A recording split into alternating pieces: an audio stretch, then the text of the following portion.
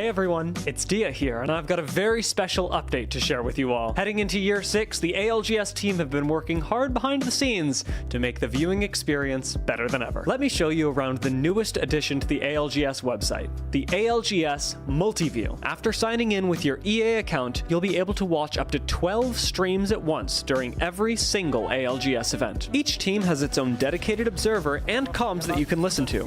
Viewers will even be able to vote for which player's POV they want to watch. You can customize your layout, add custom Twitch streams, and even draw over them with built-in tools. Team and individual stats will be easily accessible in the sidebar, updating in real time.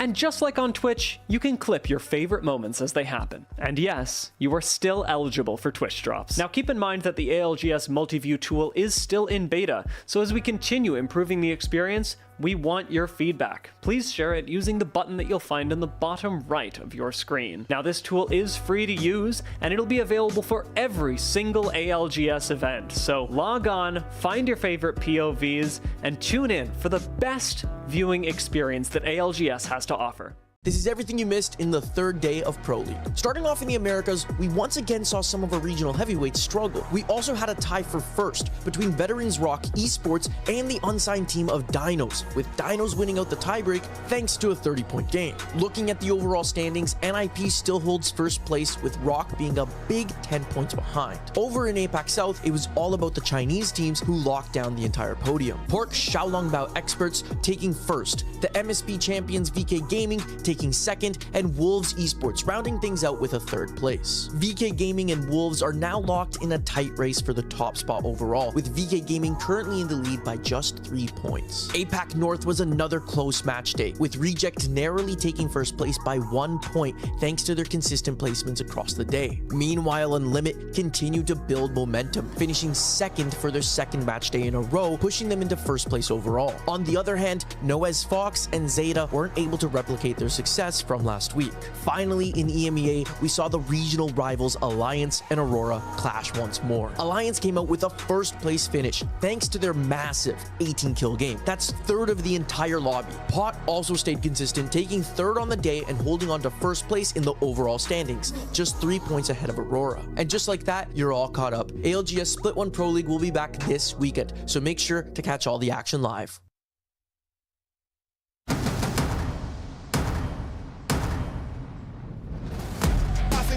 For more, let's settle it. Look at the life that we relish, I'm telling it. I'm the star of the show and the regiment. Can't stop me, bro, ain't no pedaling. Ain't no riding the wave. Staring right in your face, you know where I'm getting it. This ain't back in the days. Get ready for more and more, ain't no meddling, no. Gotta know what my head is for sure. I had a show when I was young, I had my back on the ropes. Looking like I never had her on roll. In school of hard knocks, I get hard drops. Got drive even when the car stops. I done lost it, if they let me, ain't no get ready. When you stay ready, let's go.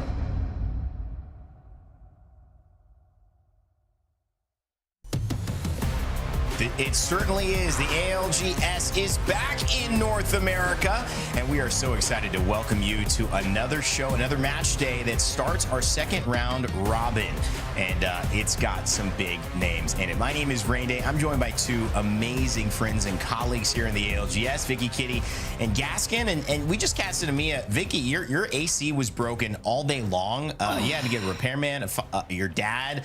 Did you fix it yet, or are you still dealing with the heat?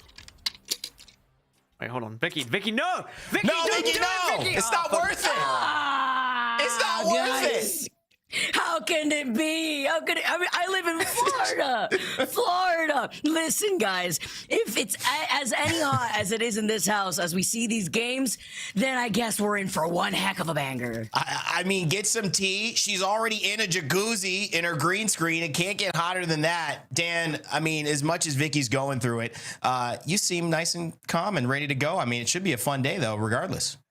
It's because the only thing I'm drinking is a nice crisp Red Bull, baby. That keeps me going, keeps me through nice it. But cool. yeah, I mean, America's, it always gives me that extra spring in my step. We have a Mia, fantastic show. Have this hour break, I cool down, and then America's wakes me right back up again, baby. It's beautiful. Hopefully, if you've been watching a Mia, you had a nice little break. If you're just joining us, well, we've got a lot to talk about top of show, because this is a momentous day. This time in Apex, 5 years ago, we saw Valkyrie get introduced to the Apex Legends community in a Stories from the Outlands called North Star. Her dad being Viper and Valkyrie taking to the skies gave an idea of how to play Apex that we had not seen before in an aerial capacity. Vicky, this was a pretty momentous moment, and gosh, I mean, can you say enough about the Stories of the Outlands? There was a few-year run where those were just coming out left and right. What amazing storytelling from Apex. Can we talk about the fact that this was 5 years ago, guys? Crazy. I remember when I saw this in my room. I was playing on a PS4 at the time, and I got so hyped because not only am I such a big like Titanfall fan, but the fact that I basically found a new main here and in Valkyrie, and being able to see just that transition over from like her story with her dad and listening to even some of her voice lines too, like, you know, basically just like old times dad, literally what her voice line says. It's really cool to see how that's transitioned into even some playmaking opportunities that we've seen in the ALGS. Yeah, Dan, I mean, when you talk about the ALGS, we've seen some momentous occasions, and one of them, truthfully, is a Valkyrie ultimate that changed the game. This is, of course, the iconic moment where Hal comes down from the heavens to win a title, but before that moment, Dan, they did this Valkyrie ult to even put them in position to win. Yeah, made the decision to Valkin, and then that's before they got into that rock to come down from said heavens. I mean, that moment will live for me forever, as I'm sure it will for many fans, and in particular, the players. I mean, they loved that moment, as they should. It was really the defining moment for TSM back in the day for me. And maybe even, look, you were on the stage, got to enjoy that moment as well. But without Valkyrie, who knows what would have happened in that I just want to say Hal's looking at me very lovingly. Okay, it's very loving. Man, that's a good guy right there. That's what Hal's looking. We wanted to show you this tweet from Hal, but unfortunately, because of the tweet, we had to blur out all of it. However, we can read the second part. Apex is still a joke, though at a comp level. Wow, shout outs. How we feel about that. See you tomorrow for more brain damage. And before that, takes complete ownership, no excuses. A little bit of a contradiction there, Vicky. That is the fun dichotomy of Hal. We know he can pop off in his leadership style, a little bit aggressive, but we also know that he can, his intention is to take accountability. Some people always, you know, have an opinion on how he goes about it, though, but clearly not happy with how things have gone over the first 2 match days. Look, this is a guy who means business. You could tell from the very beginning, this guy literally grinds nothing but Apex all day, every day. And I love it too, because he's a very big fan of the Peaky Blinders. And whenever I'm looking at Thomas Shelby, I have in mind, why won't anyone ever listen to me? And I listen to his comms, and I listen to the way he talks to his team. And it makes you wonder, Rain, you know, what could be different? Why do I have to f***ing do everything, man? Why are we triple staring? Can one of you just sit at the building and look around?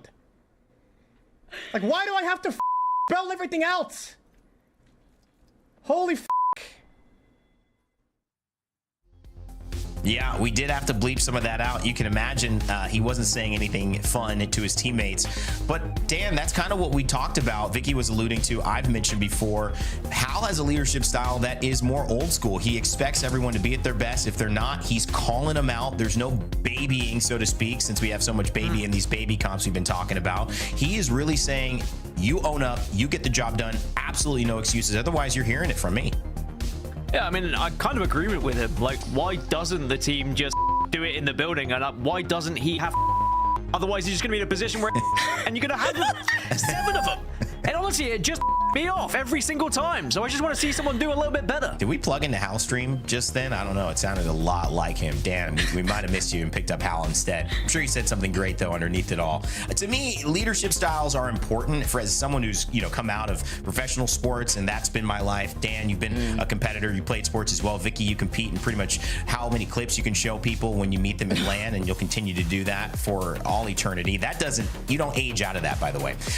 One of the things that I think is important is to look at the moments that you do things well and build on them. It's also to look at the moments that you don't do well. This moment from full 11, where obviously Soviet is on top trying to have a great finish to the day. They actually spoil Falcons winning this.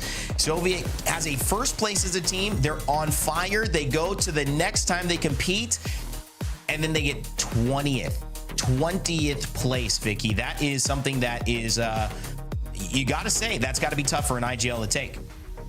Yeah, is this like a reflection too of the teams really figuring things out? Because getting a donut right after popping off and getting first place, it's tough, but it also highlights the differing IGL capabilities that we are also hearing within Americas. And there's something really interesting about this. In fact, we had a chance to catch up with Soviet himself and talk about what it meant to go from hero to zero.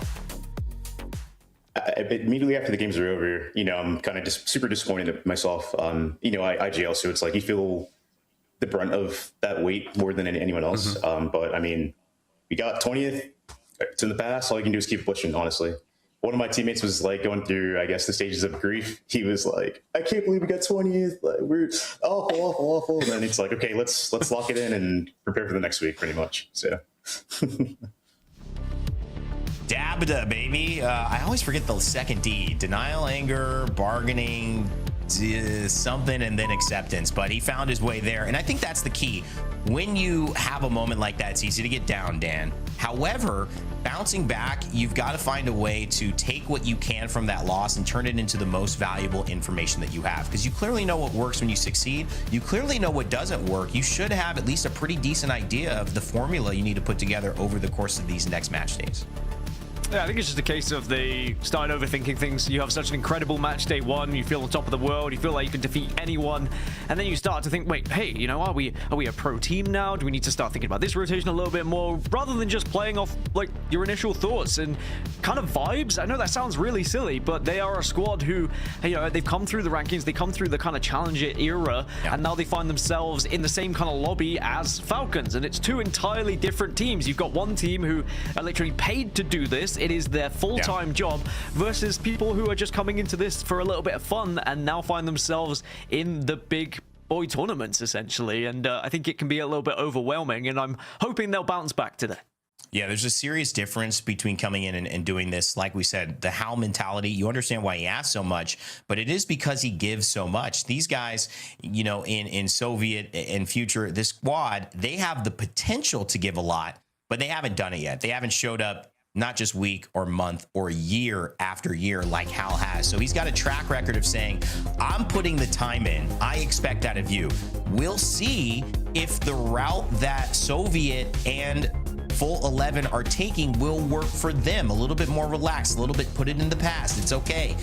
We'll see. Let us know what you think in the chat. How are these IGL styles going to clash in today? So far, the team we haven't even mentioned, and we'll have some time in the broadcast, Vicky, to talk about them, but NIP up on top. That's another big team to take a look at as we get an overview of our Group A versus B, who will be in today's 6-game matchup.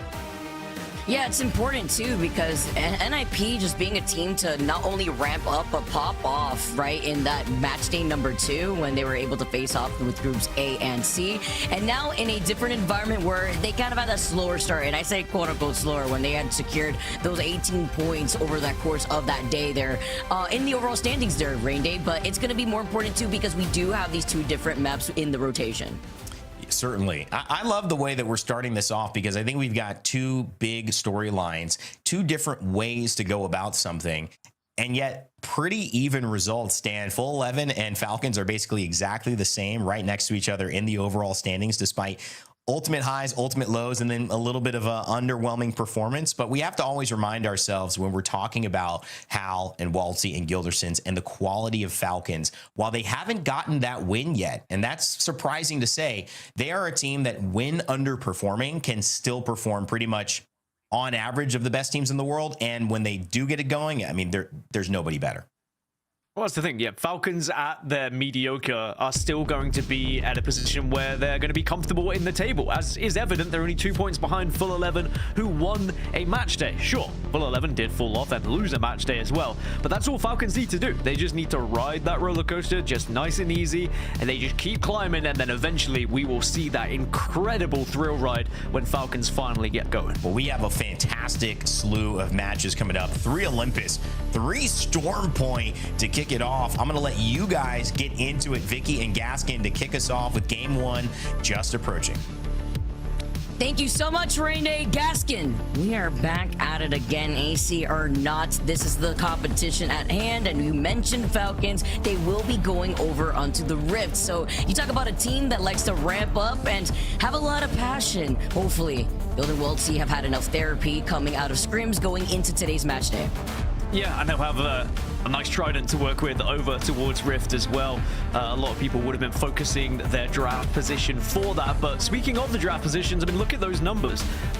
Like pretty much no one prioritized Olympus. Everyone was focusing on Stormpoint initially, but now you are going to see whether those who did slightly prioritize it, whether it will pay off by having a trident, for example, and being able to rotate very quickly. Certainly in EMEA, we saw an explosive time on Olympus. Very difficult to try and plan and coordinate around some of the zone pools that we did see. And I'm sure it's going to be equally as mental here in Americas. Also, that expectation when it comes to these Valkyrie rotates that we also keep seeing, man. I hate the name, but the baby comps that have been coming out for a lot of these teams kind of being a band-aid to at least finding yourself in a spot and reserve yourself in terms of the perks that you could choose for Valkyrie and not really having to get a survey beacon scan when you get basically a flying UAV through walls once you have that perk activated, and maybe prioritizing the ring beacons. Once again, everybody, welcome to match day 4 in Americas. It is now groups A and B, and we are just getting started with the action. Starting things off once again for our first 3 games on Olympus before we transition onto Stormpoint. And you speak about that baby comp, and you speak about one of the integral factors of baby comp is, of course, Valkyrie as well. And especially with it being the 5-year anniversary of Valkyrie's release, I'm excited to see some Valkyrie action later today. Not going to see much of it here in the first match, but she definitely will start to appear, and we can start to think of the good times we've had with Valkyrie and all the players that have performed so well over the years. I think of Verholst, Albrelelli, Uris, like names that just pop up as some of the greatest Valkyries of all time. Instead, it's going to be Crypto clipping any sort of wings or interaction from the skies, because we got 19 Cryptos in this lobby. I think that's been also very interesting to see, Dan, how it's been transitioning throughout each and different regions of how these legend bands have been able to be played out. Yeah, definitely. And it's one of those things that just happens. But speaking of things that happen, let's speak about expectations. Kurev, we had a chat with him before the broadcast. Let's see what he's thinking about this one. I feel like for the team, just like staying ahead of the curve and just trying to be like the very best that we can, not only on the game but outside the game too, is like our goal. Of course, I can say like winning a championship or anything like that, but that's like always like the goal. Every team has that goal in mind, you know. For me, it's just like bringing a trophy, bringing a land for South America, basically. Just like trying to win something for Argentina and just all of South America, basically. Trying to win it for Argentina. I like the attitude that Curve has brought into Pro League, and following this player has been fantastic, Dan, and it's a lot of pride. I love being able to hear the support from Curve and his family, giving him the energy that he needs with NIP staying on top. Now they still have to continue to perform as we are taking a trip over to the south side of Olympus. Oh my gosh, the fact that it's going to be pulling over to the outskirts of Bonsai with little to no cover if you even rotate early on top of those bridges, Dan. Yeah, this is going to be a very interesting final zone for sure, but it's about getting there. You are right. There's going to be a lot of trials and tribulations to find your way to the southern side of the map. A few teams that can move early, but for those who can't, they're going to have to try and fight their way through. On that northern side, Falcons currently closing into HUSS. You can also see Funds just taking down Envy, so we're going to have a little bit of commotion happening around the map, and it's HBM who are just trying to survive and seeing if they can get away here at this point. But as a Caustic, never really fun to be the last one because you're a little bit of a big boy, have quite the large hitbox. Too thick for his own good here, forcing him to drop down from the high ground. At least being a control legend and being in that next zone could give you some room to breathe. And then he sees a team from the other side. I mean, where can you go at this point when you have so many teams already quick on their rotate, seeing if he could find some room to breathe? Just a little bit. Anything. Looks like they are going to let him go, though, from what we're noticing anyway.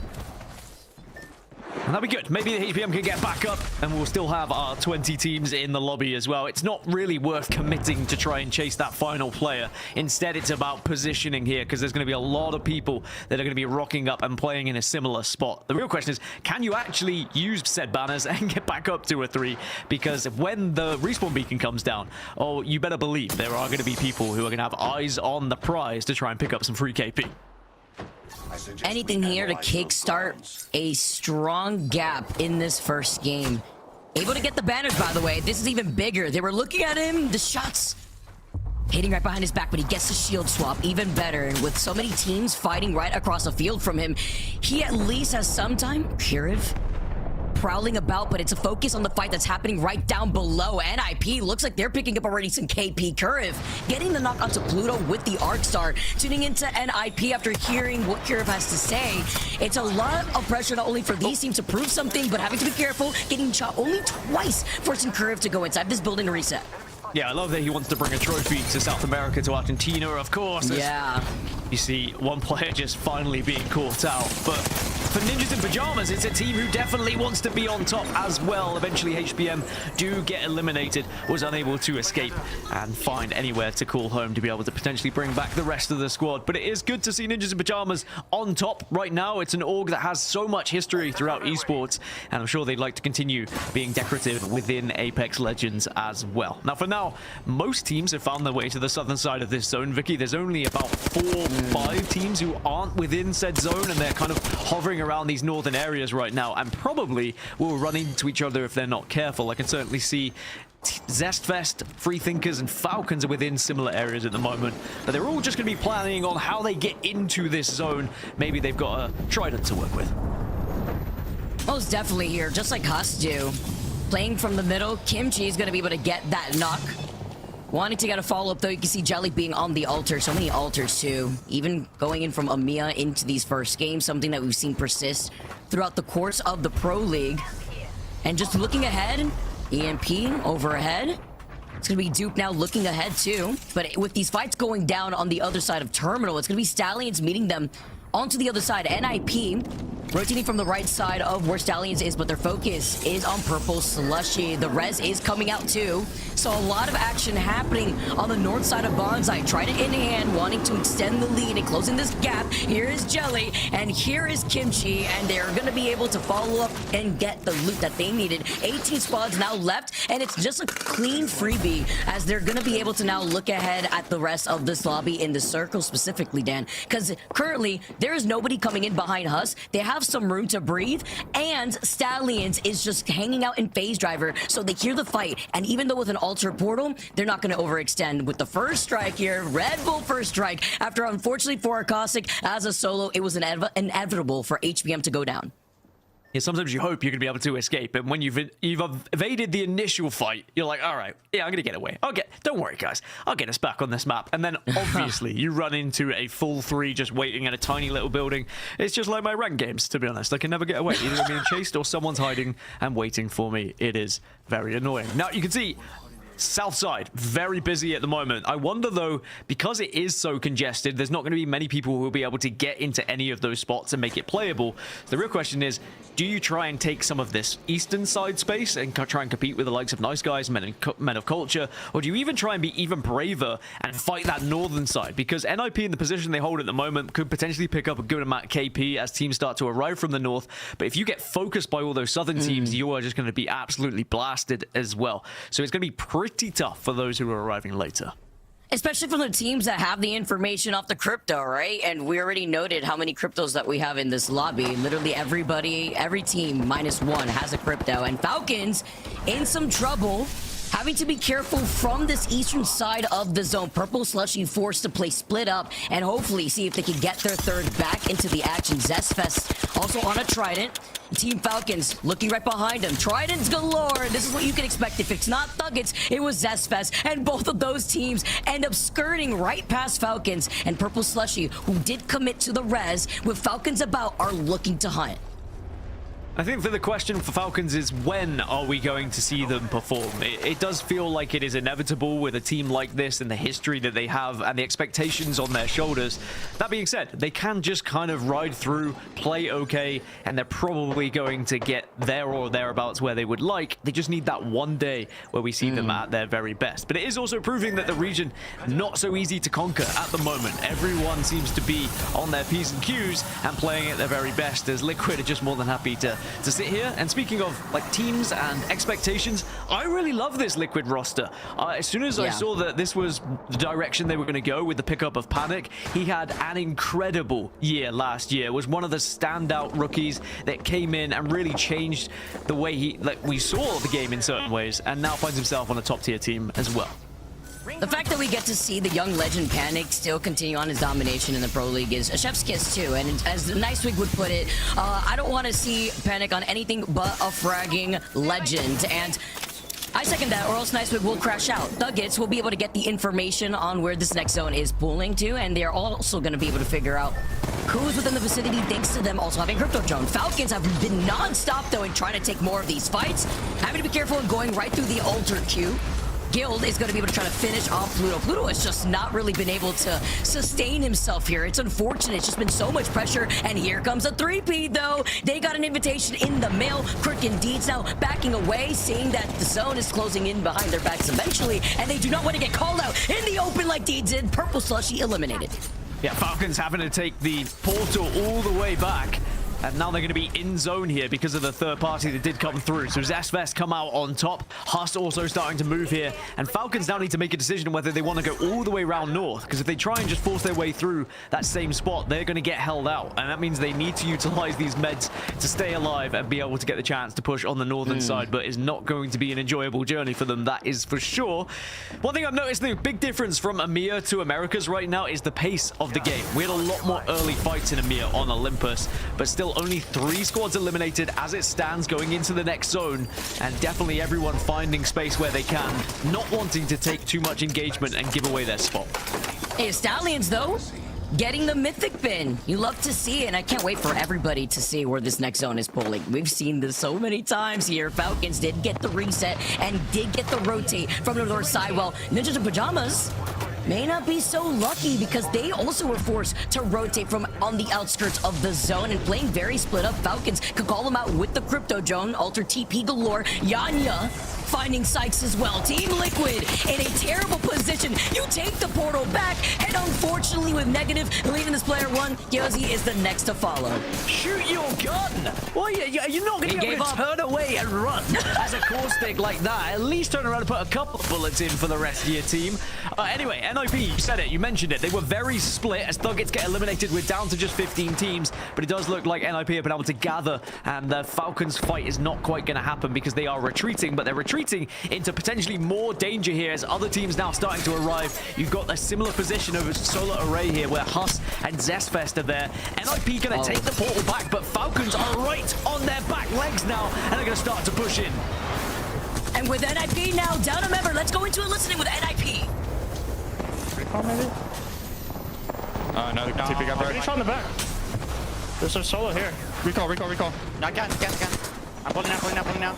There's like a Maggie right here. Or an altar. Okay, nice, Joe. Pull up. I'm gonna go to your corner, Cole. Coming in, like, two. Nice. Wait, there then, if there's a full team on our back. Fucking fuck.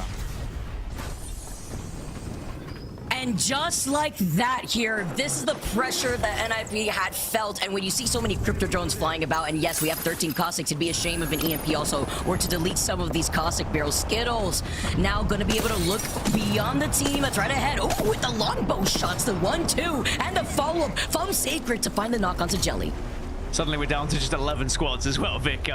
People have been dropping like flies. Speaking of dropping like flies, we're dropping out of the sky, but no connection just yet. Finally, you hit one. There we go. I wasn't doubting Skittles ever, as Walty is removed from the lobby, or at least temporarily downed on the lobby. Not quite removed just yet, but I'm sure imminently will be taken out, as sadly Falcons not able to get back up, and there is going to be plenty of teams that are trying to push them at the moment. You can see just desperately staying alive in the little bike shed. We'll get on to Bravo talking about those European bikes again shortly. If we're not careful, we need to move away from that area. Hopefully, maybe we could just pull out with the rental instead. Stallions with the G7 after opening up the Mythic bin and infinite ammo. Talk about everybody stuck inside of the bike shed in a corner. Guild still alive. Being able to find that finishing blow onto Woltzy. 11 squads left, and Sacred has been popping off all game. 5 KP, 8 total for Stallions, and Albert lately, he's the MP that they needed, the UAV rather, but Sacred just going right outside the tree line. Gets shot, and Skittles is just trying to prevent them from trying to get the finishing blow. That's why Sacred didn't want to overcommit to that fight, because he knew how vulnerable he was from up high. Elsewhere, Free Thinkers getting engaged here as well on the southern side, and you can see now that zone that is pulled a little bit further east away from Bonsai Plaza. And now we're going to have a lot of skirmishes happening around it as well, as Lord of the Rings gets the job done, and Flat will be eliminated.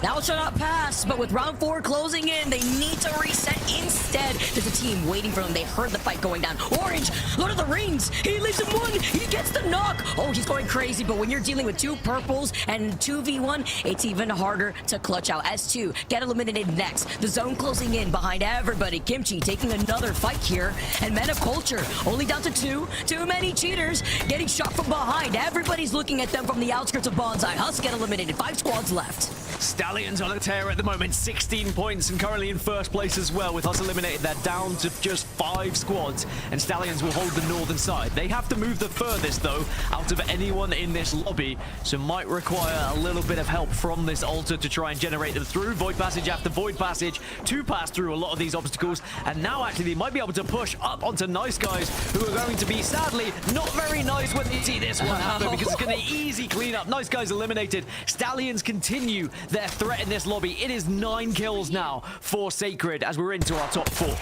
Literally playing with my favorite loadout too. With a double tap on the G7, Sacred. Hasta la vista as he backs away, but I'm not surprised having so much KP, Dan, when you got a gold R9, infinite ammo, and the G7. Feels like cheating, really, a little bit. I'm going to be honest. It's one of those. If you had told me this loadout would exist, like, I don't know, 5 years ago with infinite ammo being a thing as well, I would have laughed in your face. But now you've got those possibilities. You have that chance to really destroy someone with said infinite ammo, and certainly in the hands of someone like Sacred is a very scary, scary prospect. But now they have to work out how to win the game from here. They're on the other side of the wall. You've got Elite Esports that are going to be directly opposite them. Free Thinkers down in that southeast side. And then quietly going about their business, Vic, is Unreal Nightmare, who are within one of the few buildings still left in this zone. And looking at the chaos happening right in front of them. Free Thinkers looking to the right, keeping an eye on Stallions if they could hear them crossing through the grass. Elite Esports playing on the back end. Altars, though, for all the teams left as the engagement starts from Stallions. Skittle tries to do some of the damage, gets the next knock. It's a trade-off, though, from the back end, and they clear the bridge side, but their backs are open, and here comes Elite Esports trying to capitalize. Oh, they're going to capitalize, all right. Surely they've got the damage here because they've got the jump on them as well. And it's just firing through the gas, but eventually the bullets will rain true. And Elite are able to take down Sacred. But all the meanwhile, Unreal Nightmare are looking at this one from distance and looking to try and close this gap and get into a position. And Elite are aware of this. That's why they're not overcommitting onto Stallions. They know if they jump too hard, take too much damage, they will definitely lose out to Unreal Nightmare. So they're trying to play this one correctly, trying to play for the win. They don't just want to give this one up and play for second. And Unreal noticed that Stallions actually were able to get all the way down, and Unreal Nightmare do not want Sacred to get a reset. They find Sacred, but guess who's still alive? Skittle from Stallions, trying to keep it alive for Stallions here, while Elite Esports are their umbrella, overlooking Unreal Nightmare. Then you have to consider the Cossack Barrels. They know they're still down there. He gets the res, but Sacred cannot catch a break. Yeah, Elite really want to try and finish this team off below them, but every time they peep over that ledge, they get absolutely destroyed by Unreal Nightmare, as Skittles is just going to utilize barrels and shields to try and stay alive and see if they can maybe scrap a second here. But it's not going to be easy to even get second place at this point because both these teams are so far apart and Stallions essentially stuck between them. The focus is definitely going to be eliminate that solo and then focus on the 3v3 that's going to happen after the fact. But 12 seconds until zone moves. Skittle is certainly being a thorn in the side to both these teams right now. And unfortunately, you know, when we have some changes going in with the Cossack, it's not like you could survive through the enemy Cossack gas, right? Even though we get to feel right at home with Skittles being on the Cossack himself, Unreal Nightmare, keeping an eye on him, still seeing him as a threat. But if they overextend, Elite Esports are just going to hail damage from above. Huntsman doesn't want to get overzealous, even when he's got the car in his hands, but he doesn't have the infinite ammo that we have from the side of Stallions. How is Skittles still alive? Somebody kill this man! Don't let him live so comfortably and easily. He's on a madness to try and stay alive. Who knows? Maybe he can pull off some crazy victory at this point, because EMP comes through and Elite say, you know what, screw it, let's push Unreal. Let's go and capitalize, get the KP that we need off the EMP, but they lose out on Dark. They have to keep their eye still on Skittle, but with Unreal Nightmare staying alive, Stallions, Skittle, don't forget, he's trying to creep up from behind him. One member of Unreal Nightmare is keeping their eyes, and they did lose out on one. Davis was very low because of the Caustic gas, and they don't have their own Caustic up. Rails now takes it away with Skittles trying to go in, but Unreal Nightmare, they hold their ground, they held their position, and they win game number 1. Skittle Cakes, the cockroach of the lobby, and manages to pull out a second place as well for Stallions. And in reality, it's probably going to be a first place for them, including the amount of KP they were able to get on top. But Unreal able to take the victory in the end. It was just both teams, I think, getting a little bit frustrated with the fact they couldn't take that third team out of the equation. So in the end, they just had to take a straight 3v3. But it's Unreal Nightmare who come out on top.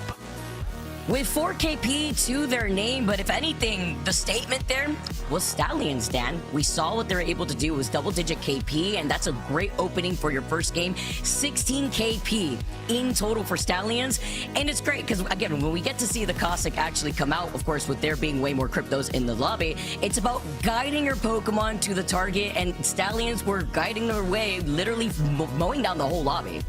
Oh, they were. I mean, Sacred, we saw him every single time we were on their screen, just absolutely destroying anyone in their wake. The difficulty is sometimes when you are in a game like that, you just continue to push, you continue to be aggressive, and in the end, you get third party. Someone's going to come along, but look at the amount of points they were able to put on the board. As I said, they are essentially the game winners with 25 points. Even though Unreal Nightmare did win the game, the points total goes to Stallions. Elite Esports also putting 13 on the board, which is fantastic for them. A slow start for a few other teams. Liquid, of course, one of the big heavy hitters, still on 0. NIP did put 4 points on the board, but that's still a lot lower, and then Falcons only with the 2 as well. But at the moment, it's all about Stallions, and I'm sure they can have a lot of confidence going into game 2 here, Ray. I'm sure they will. That was one heck of an end game. Skittle Cakes had a chance to pull what was only reminiscent of me of that old school Hardeki clip where he survived in that open field on World's Edge and somehow took the win when it became like a 1v2v1. But couldn't really capitalize. I think was happy with the second place. Overall, what a great game to start, and not the teams that we had highlighted at the top of the show jumping in there. NIP, Falcons both go out early, but you saw some teams actually have a decent play there, and Unreal Nightmare and obviously Stallions, one of them. Another team, Free Thinkers. This was actually the highest position they have placed in the entire Pro League split.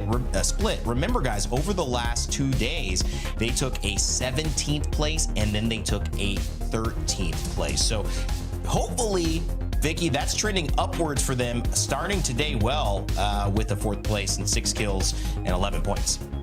And that's with making the rotation from Oasis, right? We saw how uneasy that was. You do have a Trident over there that you could capitalize off of, and we saw a lot of these teams congregating quickly on that southern side towards Bonsai, but more so out in the opening on the outskirts of Terminal.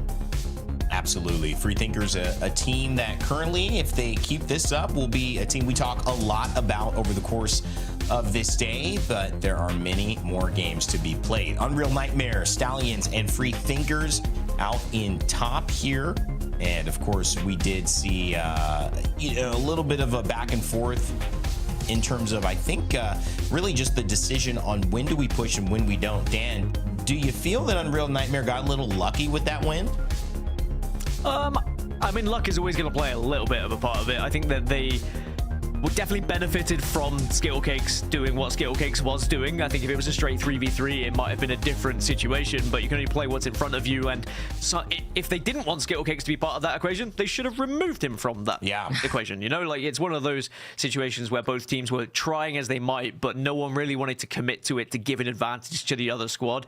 Very difficult when you're in scenarios like that, but it made for an entertaining endgame at the very least. Yeah, it really did. And to me, you know, you go back and it's kind of hindsight's 2020. Should they have rushed Skittlecakes? They get the win either way, but clearly to me, Skittlecakes had the opportunity to play spoiler to what eventually ended up being their win and put it into a third place, even though they had him dead to rights and were just maybe a little bit too cautious for my liking to not push him and get rid of him in the corner. But hey, at the end of the day, nobody wants to push a Caustic, right, Vicky? I definitely won't, especially in a situation like that. What the heck? There's a team right above me. I'm not going to be peeking that if I know that I have advantage in the zone. And I, you know, just trying to reel in your teammates is a skill in its own. We've all been there. We've all been hungry to try to find that one solo. But if there's a lesson that I've learned within Apex, guys, it's never chase a solo. Never chase. I thought you were going to say we've all been hungry, and I was like, wow, she's going really wide, really relatable with that comment. We have all been hungry as human beings. I mean, think about that, and let's connect there for a moment. I do want to ask too, how hot is it in your room? Did you get a solution? Or are you still in trouble here? All right, the thermostat is dead, sadly. So I'm going to have to wait till the end of the day. I got a new one, though, during the break, guys, after we transitioned out of EMEA. So it's literally just staring at me. But, you know, when we get to see these teams zoom by on a Trident, it gives me some respite to know that they have the nice Olympus breeze in their hair. You get a virtual breeze. Virtual breeze. All right. Well, let's hope mini Tridents come up on the screen to give Vicky a little bit of respite from the heat there as you guys jump back in for Game 2 on Olympus. Thank you so much, Rain Day. Game number 2, we already saw every single team minus like one that were running the crypto for game number 1, which now that crypto is banned, Dan, will enable the Caustics even more. Even the Gibbies, if we do see some more transitions into the baby comp. Although we didn't see a single Valkyrie, that may be utilized more so on Storm Point, but diving into the action, that first circle going all the way down to Bonsai after we just saw Unreal Nightmare take the dub, they really only had to make that rotate from terminal. Kind of crazy that Men of Culture were the team that got first pick on this map. In theory, as we've already spoken about, everyone else was kind of looking over towards Storm Point, but Falcons getting Rift, I think, is a benefit too. Obviously, it was a southern circle, so it was a very difficult one for them. If we see something a little bit further north or even east, they'll be in a better position. But they do have that Trident to move. Sadly, they just got stuck between a rock and a hard place. I think the real difficulty was they tried to take that fight and then had to portal back, and then they were never really recovering from that position. But things are going to start to heat up even more than Vicky's office right now without any AC. I do worry about you, Vicky. I hope you have like a fan or something that is going to keep you at least a little bit cool. Just let me know if you ever need me to cover, you know, if you need to go for a little bit break outside. Oh no, wait, it's worse outside. Never mind. You're stuck here with me. Listen, I'm getting closer to being a reptilian. That's what happens when you're in Florida and you just don't really have an AC unit to work off of. But that also highlights the heat of the action that we got going for us, because it's been a banger of a match that we've already seen from Stallions. I want to see them do it again. Also, you know, when we take a highlight of the map rotation that we have for today, very similarly, that was match day number 2 where NIP had popped off. And they're trying to follow suit, right? I believe it was like game number 1, match day 2, where NIP had got in second place in that first game. Then they got 4th, so it's kind of like that back-to-back before they were able to pop off on Storm Point. And I feel like that's where a lot of these teams feel way more at home, is on Storm Point. So if you want to get that lead going, you got to follow in suit with what Stallions is doing.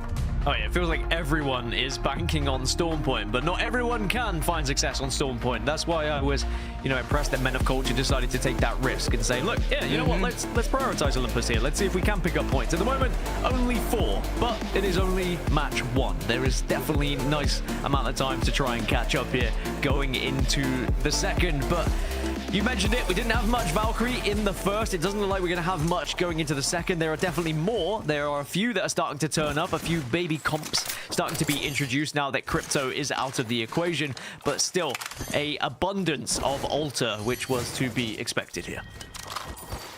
Man, Alter, the reset potential and the Band-Aid. to trying to go in for a push just to see a 3P or 4P and getting a free reset. I mean, that's why we've seen the nerfs coming out for Alter, and it was so necessary. But I want to hear some more when it comes to some of these compositions and some of our players. I want to hear some thoughts from Orange, because we did get to talk to Orange a little bit. We're more of like a push team. We played the same way in Tier 2, so we're trying to like adapt it to Pro League. We need to like change our playstyle a little bit, but still kind of keep like the kills high and stuff. Feel pretty good. I feel like, I don't know, some of those car pushes, I feel like we were like overcommitting a lot sometimes, but it was still fun to do. I like it, talking about how they want to try to play and, you know, even acknowledging where they made some mistakes before making this rotation, Dan. Being able to hear more thoughts of our players has always been very enjoyable for me, and we're taking another trip, though, this time all the way to the west coast of Olympus.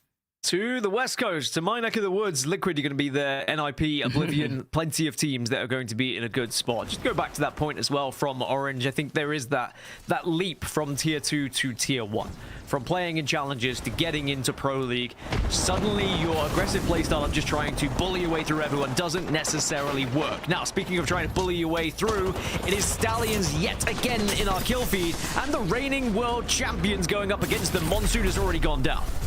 In a lot of trouble. Stallions have not stopped. Skittle gets another one. Fun going down. Sacred gets the beam on the R9. And you already know with the way that Sacred's playing, having a lot of that confidence. Oblivion, they are eliminated, but it was the way that they try to take that fight. These Alter TPs, Dan, have just been so crucial in getting into way better positions. It's unfortunate as we say goodbye to Oblivion as our first team in match number 2.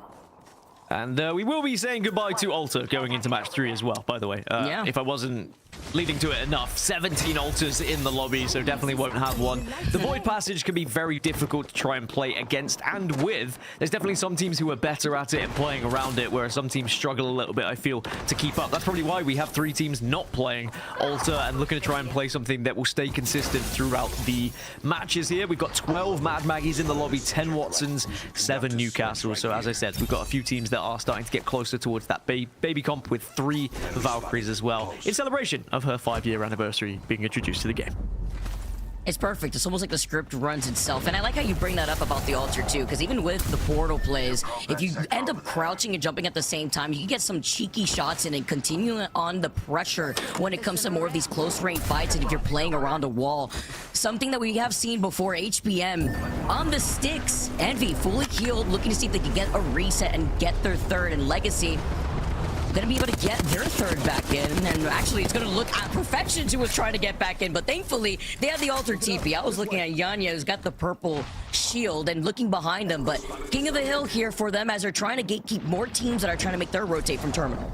King of the castle, king of the castle. Real question is anyone actually going to try and take them off it? I think for now they should be more than happy, and they'll be safe as you like as they get back into their Trident and begin their journey yet again. Legacy, a team that I'm very excited for how they progress as well. Similarly to what we were mentioning earlier in EMEA, there's a lot of teams who had their 2 but just couldn't quite find their 3rd. Well, now maybe Legacy have found that right fit to really progress as a roster and show us what they're made of, because they always seem to be there or thereabouts when we get into those final moments of Pro League at the top of the leaderboards. Now, S2 have the bubble on their Trident. They're also making their journey through the southern side here, but of course they're all on whites at the moment, so they really need to get some sort of Evo Harvester to work with.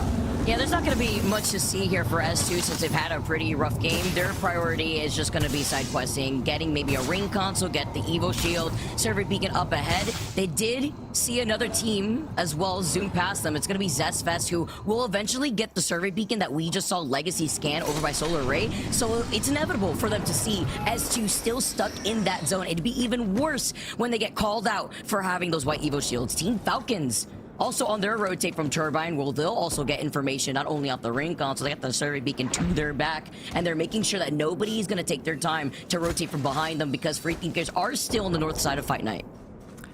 I like how aware Falcons are, though. You know, they're checking every single door. They know that someone could be following in their footsteps, so they're certainly preparing themselves, but they don't know no one's here. They're absolutely fine. They have so much time at the moment. I will say Thuggets are starting to get a little bit closer, as I just mentioned that, because they have a Trident of their own, but the real question is whether they'll actually go for the Turbine rotation. I imagine they would probably stick around Hammond and then hit the western side, the eastern side of Terminal.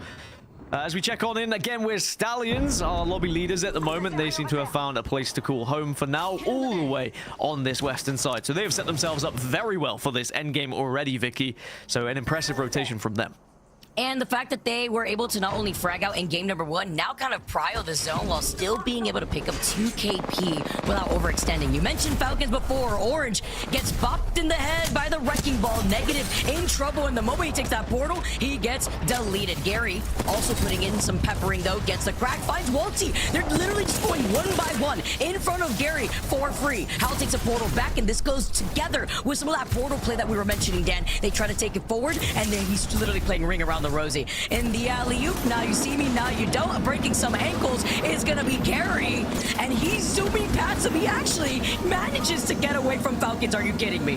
Mandem just like hijacked them. What just happened? How did you get away with that? That was the ultimate escape we've ever seen, the greatest escape of this match so far. But Falcons will still win out in terms of that engagement and get back up to a 3, as Free Thinkers will have to go back and create some banners before they can get back into this game. It'll be a late arrival for them, but at least they can still play on. So at the moment, we are still only seeing Oblivion as the team that has exited thus far. Still 19 squads remaining. I mentioned it last game. America's just have this way of playing where if there's any space to take, they will take it. Don't need to be running into too many gunfights, and people really want to get to those final zones and give them the best chance of trying to win things here. Yeah, it's crazy to see how so many of these teams should just congregate together and share some more of this space. Legacy taking to the skies, actually. And you had mentioned there's only some Valkyrie here in this lobby, so hopefully the teams that are flying by will be able to have that information and not Hail Mary their way into a spot that is free. And Men of Culture also playing around the Alter TP, with Thuggets and S2 being the 2 teams taking their time to rotate. We saw what happened to S2, and now we see what happens to Legacy. Unfortunate for them, but it was going to be Future who finds a lot of these knocks, both onto Hogwadis and Yanya.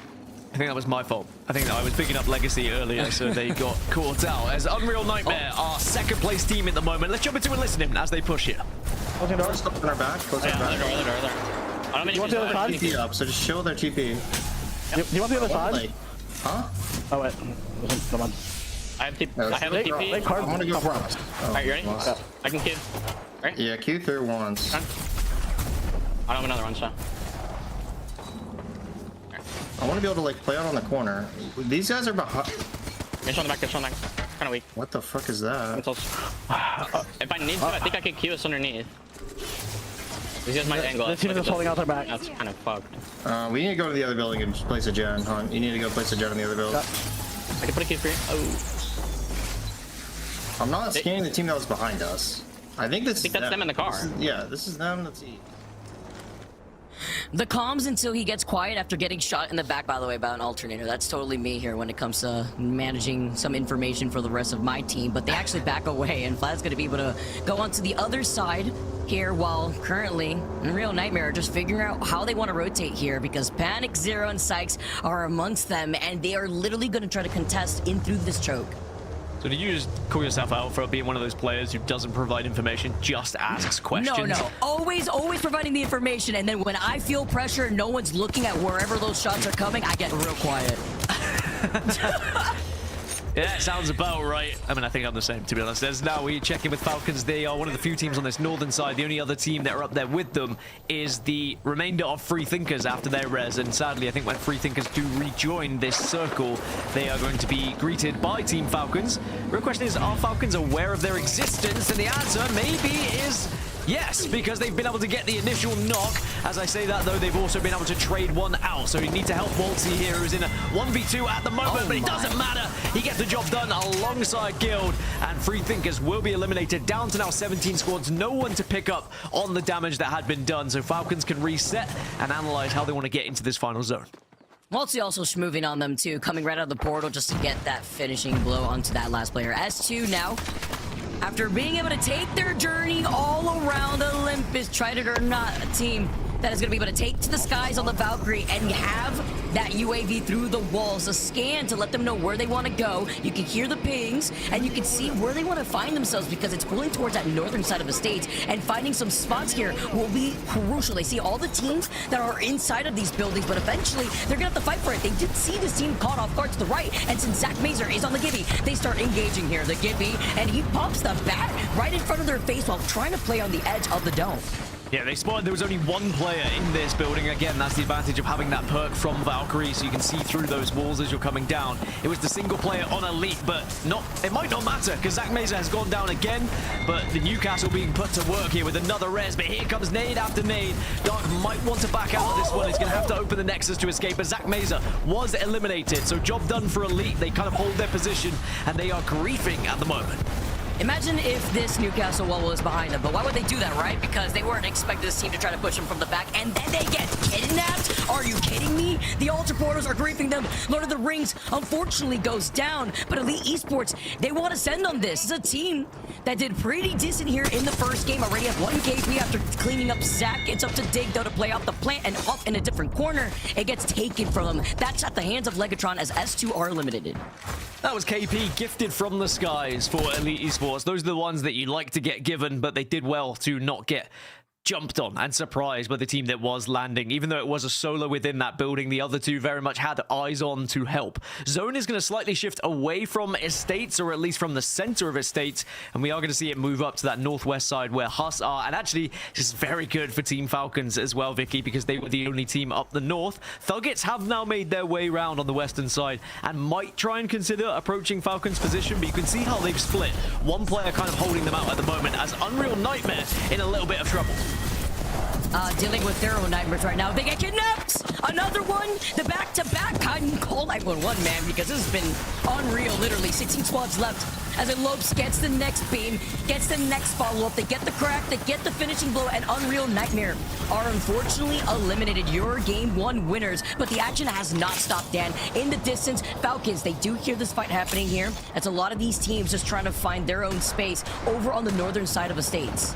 That's how quickly things can turn around in ALGS. You can be a winner, and then the next match you eliminated in the bottom 5. Ruthless here in Americas as Stallions continue to be ruthless themselves as they progress on this southwestern side. It's Team Liquid on the other side of this fight at the moment. Many-Culture have left them. NIP seem to have left it as well. This should be an isolated fight as they get that first knock onto 0, but it might just generate the attention of NIP. They are looking back. Many-Culture coming back as well now, Vicky.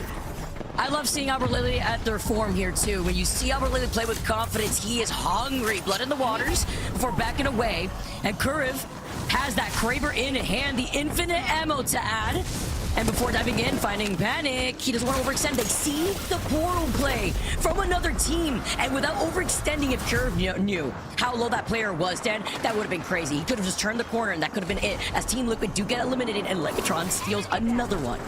NIP just thinking bigger picture, though. They saw the zone was coming in, they saw the amount of teams, and they said, look, we have to move and groove to get into this western side of the zone. Stallions trying to get shots onto Metaculture as they move away, and somehow, some way, Stallions have stayed healthy off the back of all that. Metaculture will be eliminated, though, and it means that Stallions go south, NIP go north, and both of them will now end up on the western side of the zone, but they both should be comfortably alive here and will be able to mentally reset.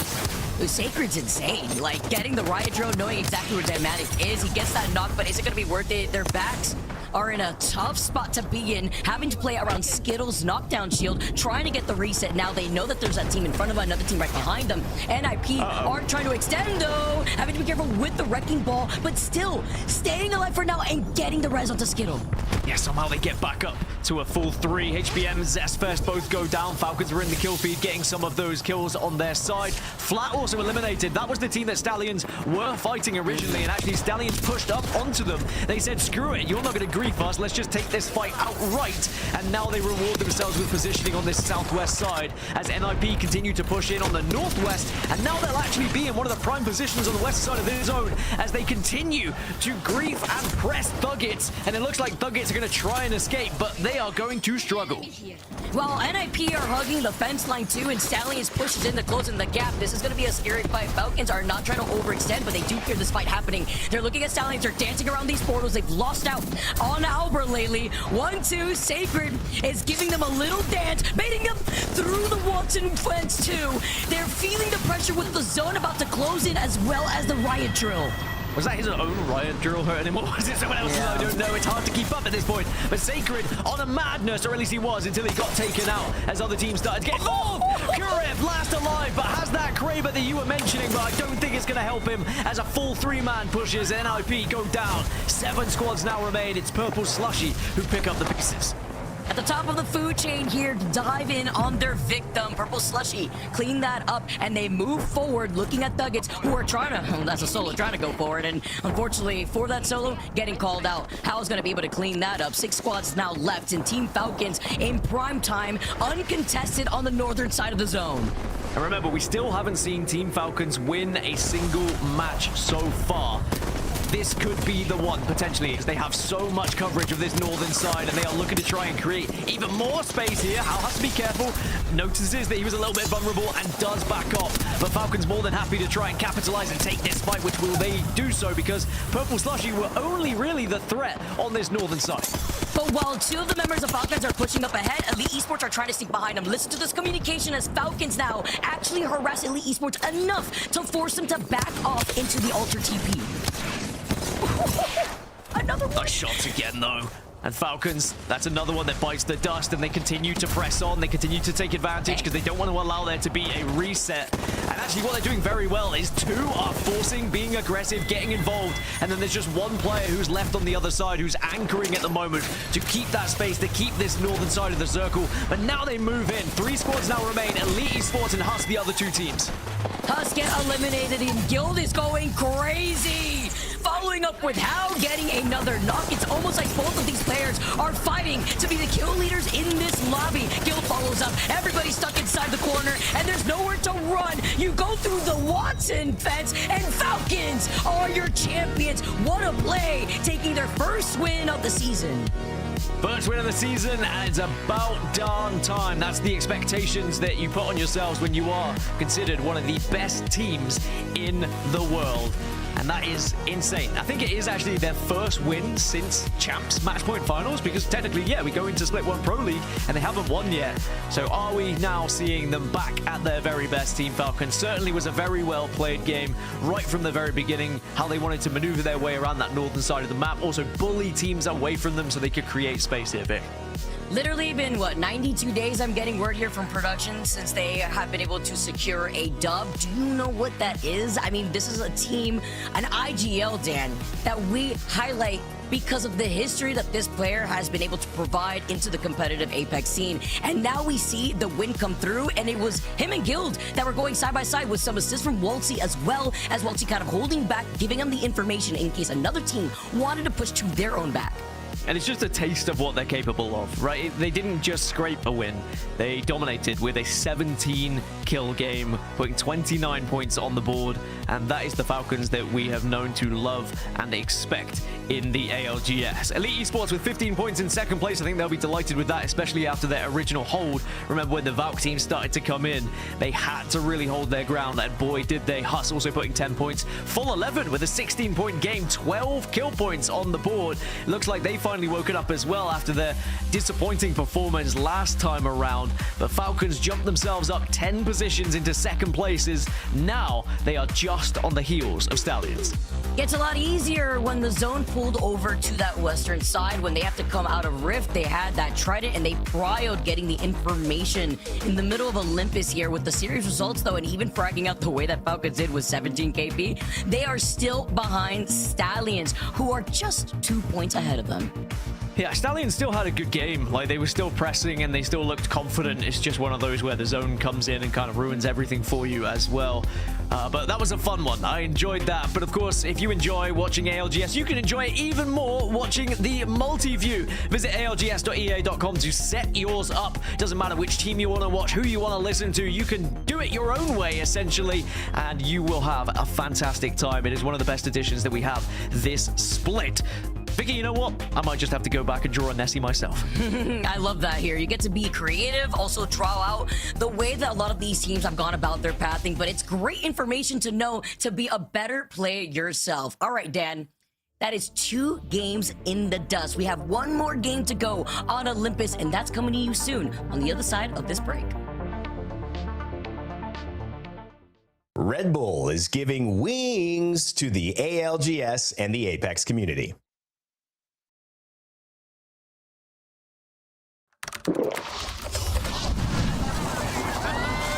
Red Bull gives you wings.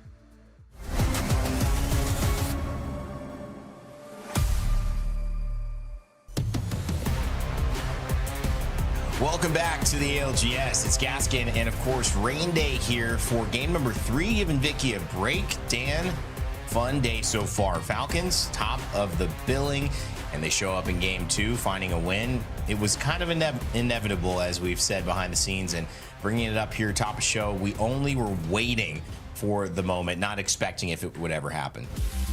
Yeah, thank goodness they did win, because I was like, yeah, you know, it's inevitable. Falcons, we're going to see them pop off at some point. They've been playing mediocre so far. If they played really bad today, I would have looked a little bit like an idiot. So thank goodness that they made me look at least somewhat intelligent, and they are definitely seem to be back at their finest. I say their finest. There is always more from Team Falcons. There always seems to be a higher ceiling that they seem to reach because they're pushed by the rest of the region. As soon as they are one of the best teams, everyone else starts to catch up and has to push them even further. But a 29-point game, that is not something that to be sniffed at here. They should be very proud of themselves. No, honestly, the other thing that's really impressive to me is Elite Esports. They haven't won, but that's a 3rd place and a 2nd place. I mean, that is a great trajectory for a team who's looking to obviously get wins here today. And when you consider, you know, where they're trying to move forward, being in the top 10, ending in the top 10 when it comes to North America, you know, it's a challenge. So can they keep this up? We will find out. But overall, a great start. Currently sitting in 22nd place, 18th place, and a 10th place. So nice resurgence here from Elite Esports in match day 4. Yeah, a lot of resurgence and going to be very important for them. I think the interesting thing, speaking of like Falcons as well, why it's important they get the job done here on Olympus. They were in the position of the POI draft where they were 20th and 21st. So it means that their spot on Storm Point isn't going to be particularly good either, right? That's why I think they tried to capitalize on a better POI on Olympus, because most people were prioritizing Storm Point. So they said, you know what, let's use our first pick. Let's go for Rift. It's one of the better POIs. But when we move over to Storm Point, they're going to be at Northpad, which, don't get me wrong, isn't bad, but they are contested at Trident, so we'll have to see how they do. For now, we are going into Olympus one more time for match 3. Will we see Falcons pop off yet again, or is it someone else's time to write their own story? Well, we'll find out as Onskin is not here. It's Rainskin. That's right. Sounds so much better. And, right? And just we gotta keep reminding Mark. It's just it's superior. Okay. One of the things. How do we feel about Gas Set? Gas Set. Wow. That's pretty interesting. I mean, I feel like it could blend in. Feel like a gas set, maybe like something somebody would wear. Is that a clothing item? I don't know. Oh yeah, like a cassette. Yeah, a cassette. Is it a? There we go. Yeah, there it is. Now we're thinking outside the box. Beautiful cassette like, they've got on over there. You know, we're inventing things. You guys let us know. What's your favorite ALGS commentary duo couple name? We want to know in chat. Let me know. Is it Rainskin? Is it Gas Set? We're throwing some things out there. Is it where's the Genome Vicky? I was trying to do that off the top, but we'll have to wait for that. You guys let us know here as well. Obviously, Olympus has been fun. We've been jumping into that, Dan, and again, we're going to kick off you know, this match with a little bit of looting and HUSS, as Kimchi's been a pretty funny guy to have a chance to chat with. There's only one right now, and it's going to be free thinkers on Oasis, because they kind of, I mean, like their name suggests, they are free thinkers. They kind of do their own thing. I mean, we've seen they just kind of chase people down in a trident. As long as we're not a team that they can do that to, we've been fine. Wow, I was just saying that Kimchi's funny to talk to. Apparently, we had talked to him. I mean, it was just perfect correlation. Great job. You didn't even know that it was coming. I mean, production on point. They're able to use any toss they need. Unbelievable. Yeah, I thought you just gave the perfect handoff. I was like, yeah, excellent, Rain Day. That is perfect. Yeah, let's get some Rain Skin on the go here. But yeah, great to speak to Kimchi. What an incredible human being he is. One of my favorite moments from Champs was when Monsoon won, and one of the first people that Monsoon got to see when he was running around the stadium was Kimchi, a previous teammate, and they were able to embrace and just have that moment. And I'm sure that Kimchi would have loved to have been a part of that, but of course he was a part of the whole story of Monsoon. But now on a different team, of course, on his own team, and we'll see what they can do here today, as we've got some engagements happening at the moment. Legacy have lost Yanya, and it looked like it might be an let's get out of here situation and leave Yanya behind, and we'll get him back later.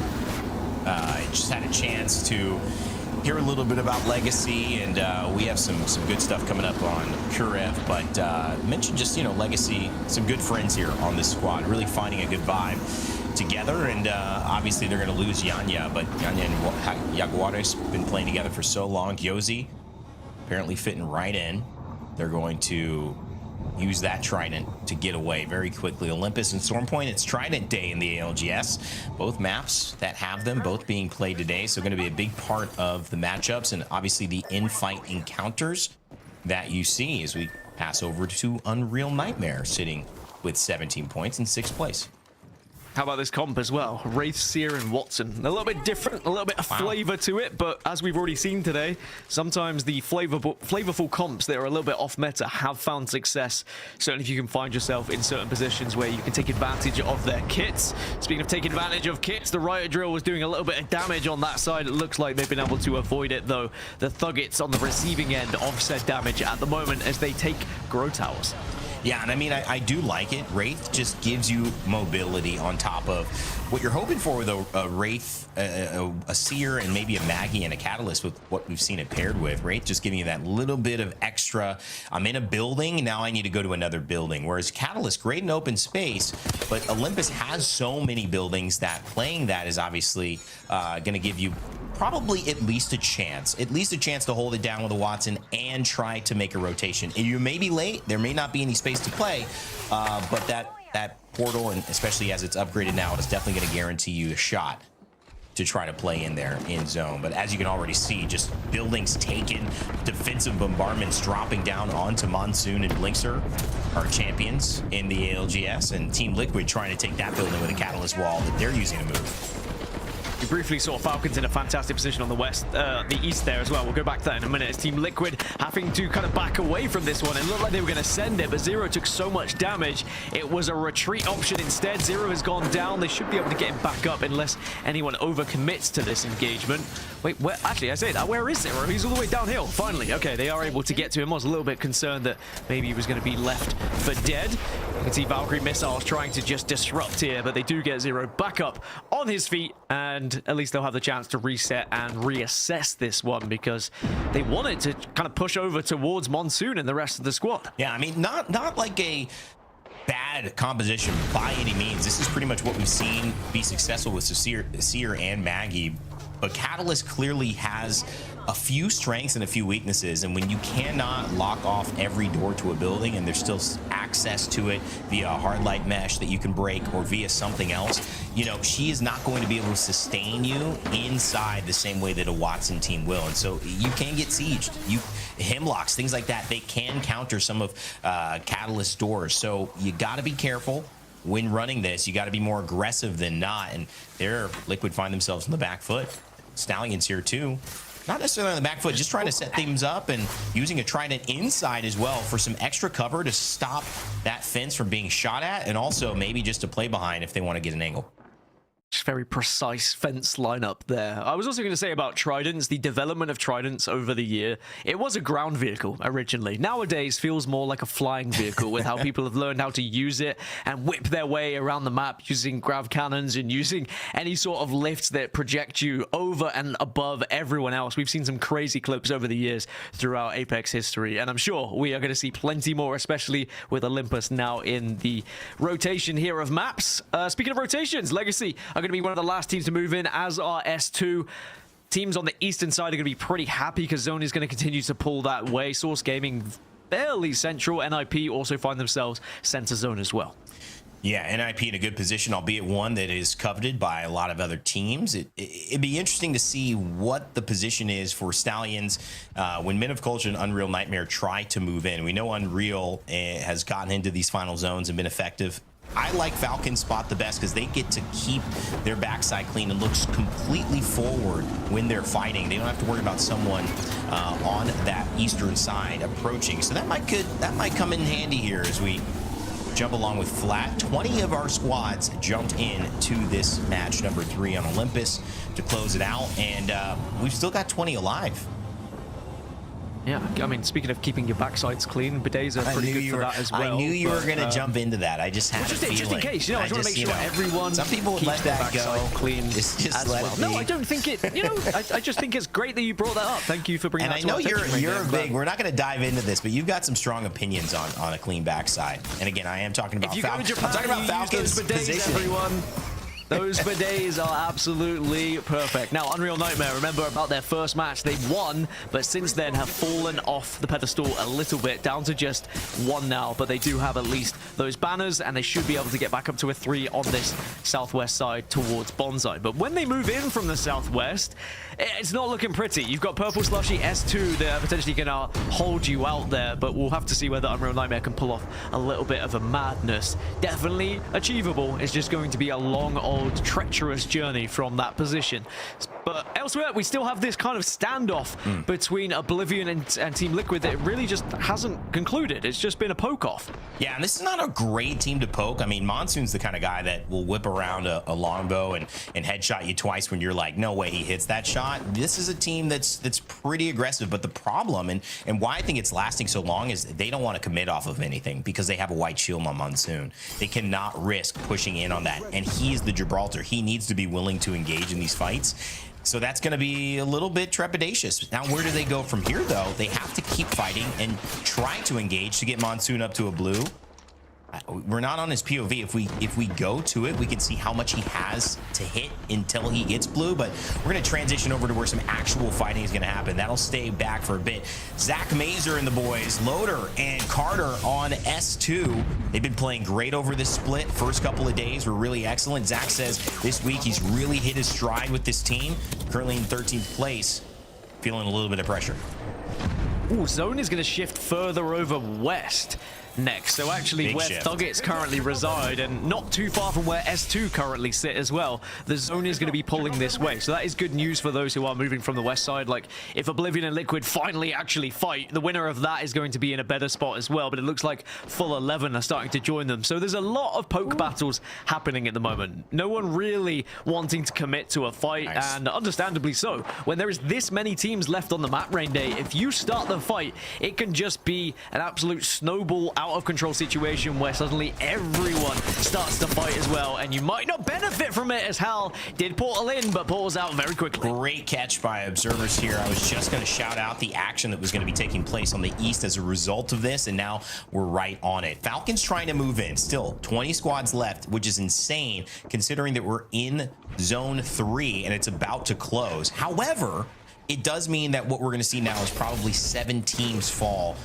maybe 8. It's going to be very tight in there. Unreal Nightmare, Flat, Stallions, Purple Slushies, Team Liquid, Oblivion, Full 11, Legacy. They've got to find a way into the zone. Falcons can kind of hold and do this dance here, which is okay. We can see this maybe going a little bit slower for them as they are on the slow side of the next zone. However, what we do need to look at is who is going to be making these aggressive moves. Teams like Legacy, who are way out, are going to have to push it and all in. Teams like Team Liquid are going to have to push in onto Fun FPS.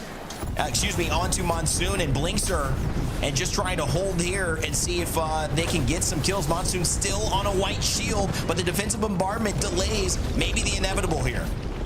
It's still not going to happen. The Dark Veil comes out. Liquid say, you know what? We're still not going to go for it. Wow. They do get the initial knock with the piercing spikes, actually. Syke's able to take down Monsoon. So perhaps they will have the last laugh after all. If it is not at least a committed fight, they do get 1 KP on the board, as now both teams have to try and survive and get into this zone. But we had 20 teams alive going into Zone 4. Zone 4 is about to be active, and we still have 20 teams alive. No one has dropped just yet. Panic takes down Fun. So Oblivion might be the first team to fall here.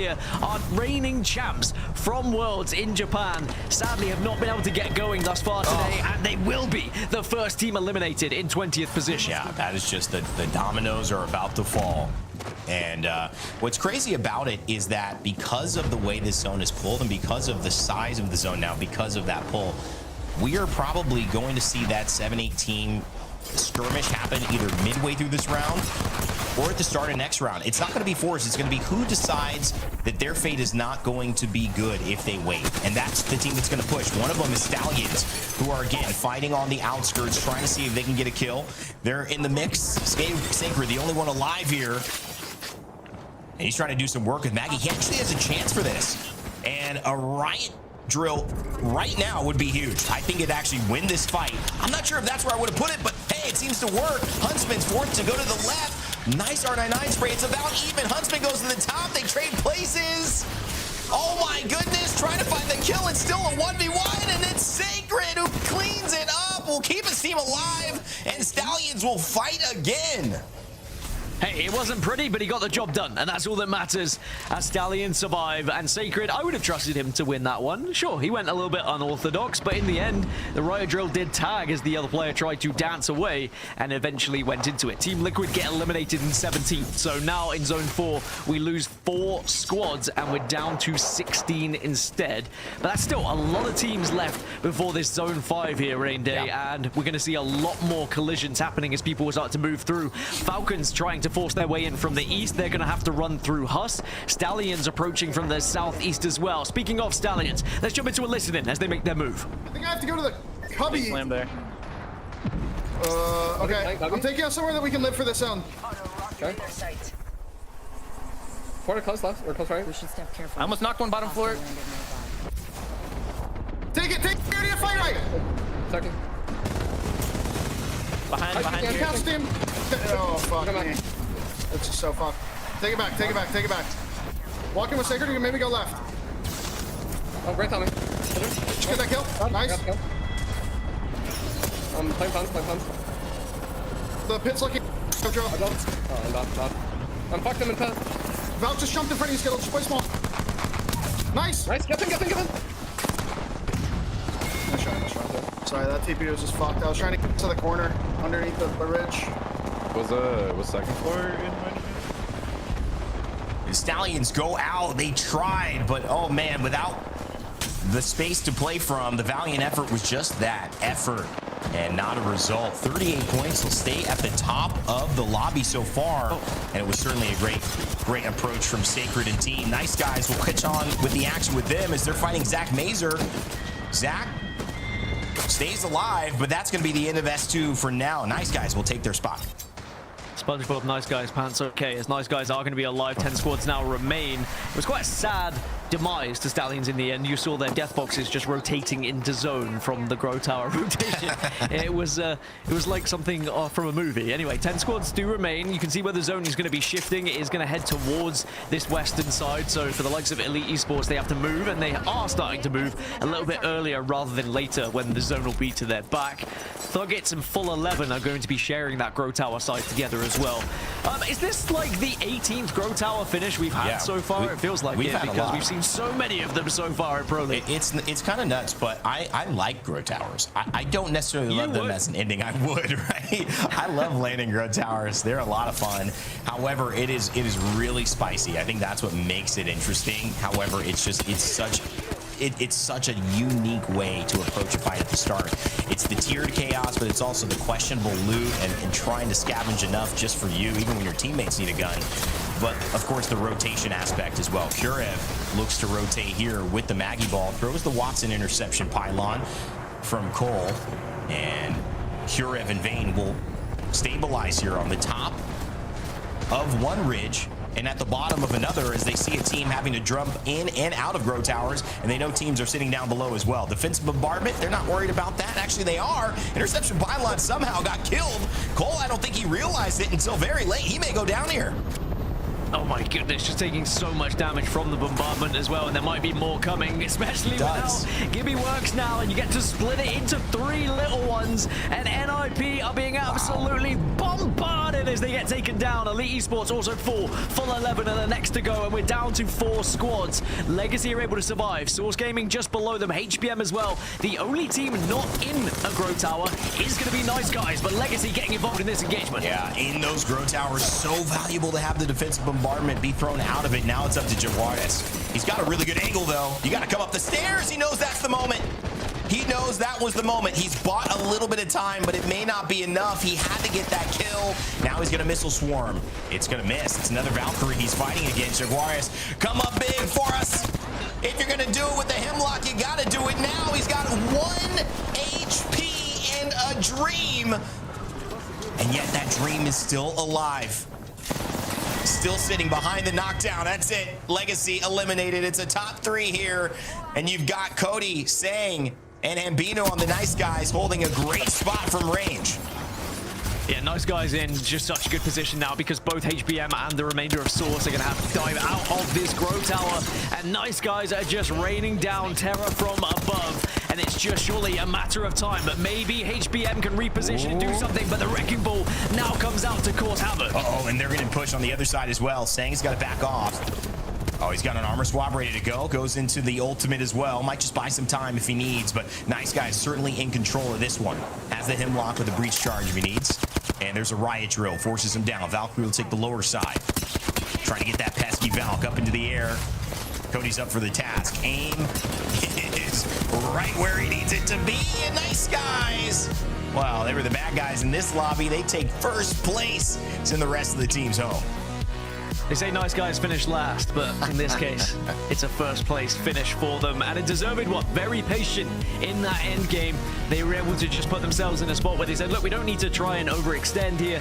They have to come to us. We can destroy them from Grow Towers. And they had done enough damage to all of these other squads that they find a victory here in match 3. Our last one on Olympus for the day. And that sets them up very nicely indeed for Storm Point.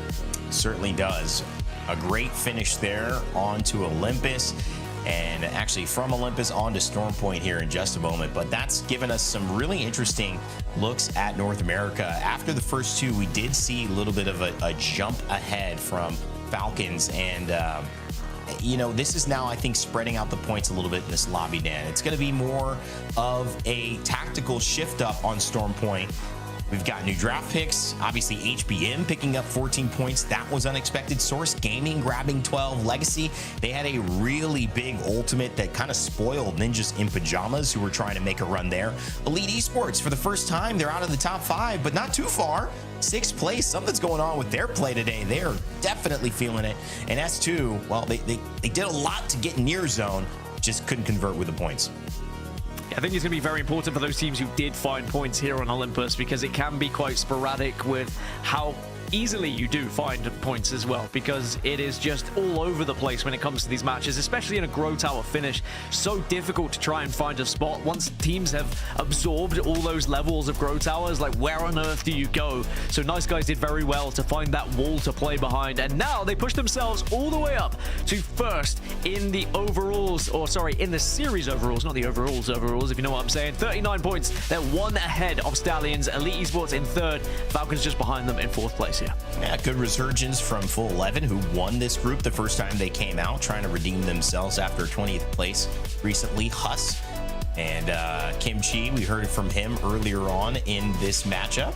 Fun to see them have a pretty good performance here as well, Dan. I think this is just a showcase of that America in this lobby here have come to play. Some of the features in these games have been, you know, a little bit quiet over the course of the previous match day. Now everyone seems to be at their fullest potential. I don't know if that's going to keep things even or if we're going to see a breakout in Storm Point. Those 3 games coming up in the second half of our ALGS match day number 4 after this.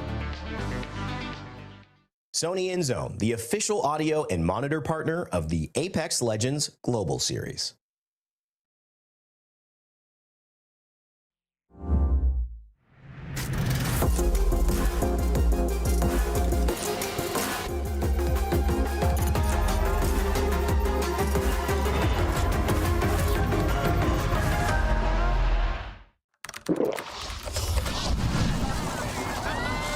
Red Bull gives you wings. Charged and ready. Quit farting about, would you?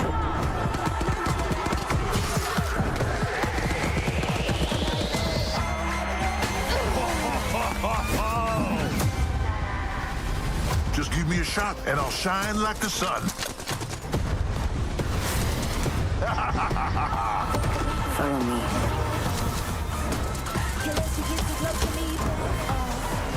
Can't catch what you can't see. Enemy drone here. My light shines bright. Hey, let's have fun, friend. Beauty is pain. This is gonna be fun, brother.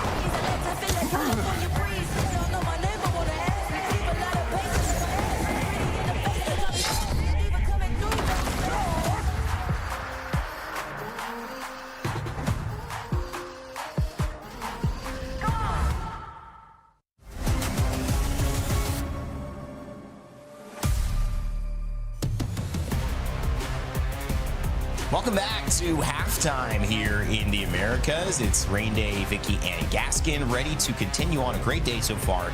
3 games in America, which typically is known for a region that has some standouts, and then obviously has a couple of days where people are trying to figure it out. Today feels like the best of both. We do have some strong team performances, but it feels like everyone, even on the lower end of the overall standings, are playing better than usual. From Falcons to Full 11 again, back in the top 7, and also a team like Elite, who is only placed as high, I think, as a 16th place, find themselves in a 5th place and have only gone outside of the top 5 once out of the first 3 games, outside of the top 3 once outside of the first 3 games. So that's an impressive start for some teams that we didn't have on the billing out of the gate.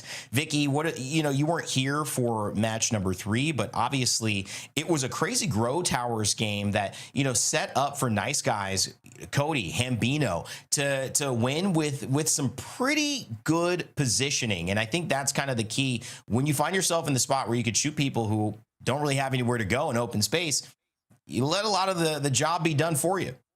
Yeah, you know, it's crazy too, because you take a look at like what Nice Guys could do, and it looks like Nice Guys still end up winning on top. Take notes, everybody. But it's all about having that consistency in a very end zone like that, where we've seen some chaos too, right? When it comes to the interactions of like the moving Grow Towers and some of the abilities. But looking at the match results, being able to take that dub on top of the 13 KP sets them up in that first place spot.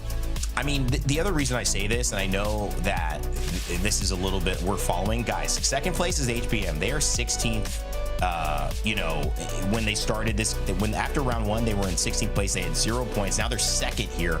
Source Gaming as well. So from match 2 to match 3, they've gone from basically 0 points, not being involved, to our second and third place teams, Dan. I mean, that is again, good adjustment, but also sometimes, you know, you have a good game plan, things don't go right game 1, doesn't mean you change it up, and good things have been happening to some of our lower place teams. Do you think if nice guys, when they get to LAN, are still called nice guys, they might smile in their pictures next time? Because right now, I like the contrast. Don't necessarily look like nice guys. Like, you know, they look a little bit scary in those pictures, and I wouldn't really want to come across them, which maybe is a good thing, because we felt their wrath in that matchup. They certainly looked incredible when they got in a lot of those engagements. Yeah, I mean, to me, I don't know about you, Vicky, but I like the contrast. I think the pale, you know, death stare, maybe just the blank stare, I'll put it at least, not put an emotion on it. It's really, it really makes them intriguing. I kind of want to know more. Yeah, I mean, especially when you get to see their playthrough, especially into that last zone and being outside in the open like that, I feel like it's very educational, and like going through a match and seeing how they get out of a worse position, so that way people could implement it in their own respective games too. All right, well, you know, we got a little bit of time here. Let's take a look at what's happening across the ALGS. APAC North, man, this is a region that I have really, really loved to follow. I did a breakdown of one of my favorite in-game zones I think I've ever seen from Akpa Japan playing Alter. It's one of the best plays I think we've had in the ALGS. You've got to watch it. The ALGS also highlights it in one of their videos, best plays of the week. But Akpa, again, as I say it, he's on your screen, just rotating in. WGR Neo getting another win. This is a team we're going to have to pay attention to, Vicky, as Reignite also in this final zone here for APAC North. Yeah, we've also gotten word, too, that a lot of the teams in APAC have been opting to really utilize the RE45 before Kano Trip was able to take that win. But it's been crazy action back and forth where you get to see the difference between not only the legend bands rain day, but also with the weapon compositions. I think that's a really important thing. You can learn so much from these metas, but you can also, to me, I remember seeing APAC North and seeing, you know, Reject come in and get the win in Los Angeles. And I feel like that was the first time I saw really the triple take in that meta being used seriously. And it was APAC North. So Dan, there is some credit to, do they have something figured out that maybe EMEA, North America, isn't prioritizing yet here with the R45 being the go-to gun?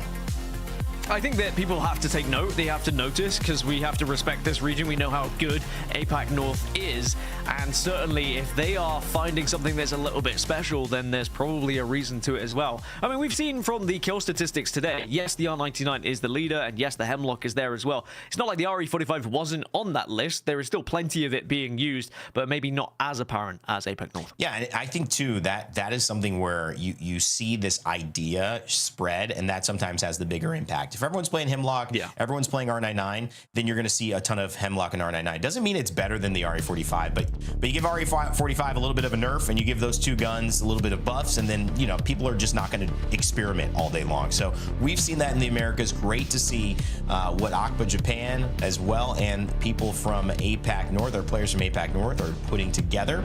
As it stands, Vicky, it's nice guys on top, 39 points, just over Stallions with 38, and Elite Esports and Team Falcons and HUSS rounding out our top 5.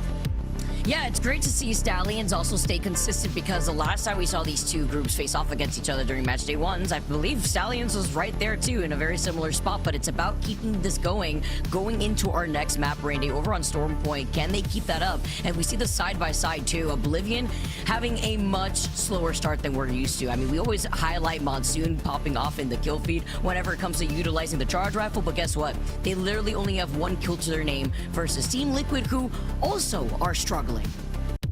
Yeah, I mean, this is actually a really good point. And again, I just want to mention, you look at the teams that have been performing today that we've been talking about in final zones. Unreal Nightmare. You look at Source Gaming, who got a 3rd place there. Free Thinkers, HBM, who got a 2nd place there. Elite Esports, who are actually in 3rd place. Those teams, I'm going to list them out in their placements in this league right now. 30th, 27th, 25th, 24th, and 22nd. Okay, so this is a real turnaround, guys. I know we've got another game coming up on Storm Point. I can't wait to see if these teams keep that energy up, because if so, America, it could be it's the tightest ALGS split that we've seen. I think what's even crazier is you look at those two teams we brought up, Oblivion, who are the reigning world champions, and find themselves on 1 point. You know, it's very difficult to come off the back of being world champions and then find that form again, but they want to at least make sure that they try and get there eventually, and maybe Storm Point will be a little bit better for them. And for Team Liquid, a former world champion, or one of the best IGLs of all time, just can't quite find it at the moment. Will they eventually find their footing? That's going to be my real question as we take a look now at this POI draft reined in. As I mentioned earlier, everyone prioritizing Storm Point for the most part. You can see 1st through 11th, and we didn't see anyone go over to Olympus until then. That's insane. As we take a look at the POI and seeing, you know, what has been prioritized, does it mean here, Gaskin, that these teams just want to put all these points onto Storm Point, maybe play just as aggressively as we had seen in our previous region in EMEA? I just think Storm Point is far more difficult from certain POIs to try and find points and success. So people want to get the best POIs they can and get on those tridents. And also we know that Olympus still is a little bit iffy for some teams. Yes, there are tridents you can play for, but I think there is a little bit more to work with on that side. So the POIs seem a little bit fairer for some situations. So everyone says, you know what, screw it. Let's go for our more tried and tested map of Storm Point, and perhaps that can be the points maker. Now we are going to see Crypto, Alter, and Watson are all banned. So what does that mean the compensations are going to look like here? Or are we going to see certain scenarios where teams have to go for something a little bit different? Well, maybe they're going to have to strap on their diapers because I think the baby comp is inevitable, right? Dan, we get to go on to Storm Point where rotations matter just as much as these tridents, which is why we see so much priority in early fights over those tridents in general. Diving into game number 4, ladies and gentlemen, thank you so much for tuning in with us. It is match day 4 here in Americas. And Dan, I did get word from Genome, by the way, in the back that in our previous game, apparently Panic incorrectly picked Maggie instead of Wraith. So hopefully there's no panic picking here for Storm Point because time is of the essence and you only have 3 more games to go. Yeah, I might say compensation instead of composition again as well. So that was a mistake from my part, but it made me laugh. So that's all that matters. Yeah, see, you know what? If you say it with confidence, people might just question it, but they'll allow it to fly by. But nice guys, first place at the moment. Can they hold on to first place? Is going to be my biggest question. Now we're here on Storm Point because it might not be as kind of sporadic and random in certain areas with some of these very difficult zones that we did see on the previous map. Looks like we're going to be heading a little bit further north on Storm Point to kick things off. So Stallions, who have had a pretty good day thus far, they're going to be in a good spot because they've got Ring Console and Survey Beacon to utilize from wall. They're feasting and they're already looking to move, and I do like this position for Stallions because aside from that Evil Harvester that you mentioned, they will be able to also play off that high ground here, and once they get that information, they'll already know which of these teams are on this quick rotate. It's inevitable until nice guys look down at Purple Slushee, who are at Cascade Falls, who get the information off the Ring Console, which deploys the evac tower automatically, and Source Gaming coming in from right behind nice guys. It looks like nice guys are already taking some shots at Purple Slushee. Hopefully all 3 of them were able to take the evac tower, and if they're not, which it doesn't look like they were, they're actually evacuating over to the north side. Evicted, if you could say it, and I hear the fighting going down as they're going to be rotating to the north side, and they're not alone. The third party is coming up on the other side of the choke. Get used to seeing plenty of Gibby bubbles as well going into this one because we have 18 Gibraltars in the lobby. He'll be banned going into match 5, so expect lots of bubble fights and also a lot of bombardments in the final zone. If you don't know that Gibby's changes have allowed him in his final perk selection to change those bombardments from just a single large radius bombardment to 3 separate bombardments. They are slightly smaller in radius, but still very, very oppressive and very difficult to play against. I feel like the William Dafoe meme when I'm like looking up and it's like it never ends. It just keeps crashing on my head.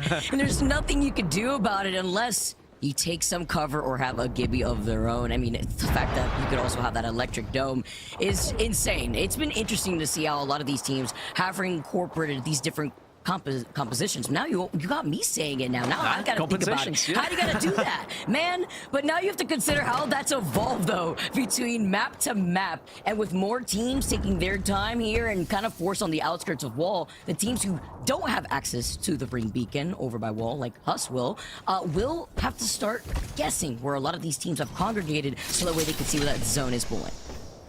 I like this position as well from Stallions, as the zone does typically finish, if not here, just a little bit further south, which will still mean they have the high ground over everyone when the zone starts to close in. So if they can hold that for the majority of this game, they should be in a good position for endgame. And of course, right now, they are up there with Nice Guys at the top of the leaderboard, so they can look to try and elevate their position even more and create that gap between themselves and everyone else in the lobby. But it'll be somewhat of a quiet game for now. Speaking of somewhere where it's not quiet, it's over here where you can see Yanya has just been obliterated. It looks like the rest of the team is about to follow.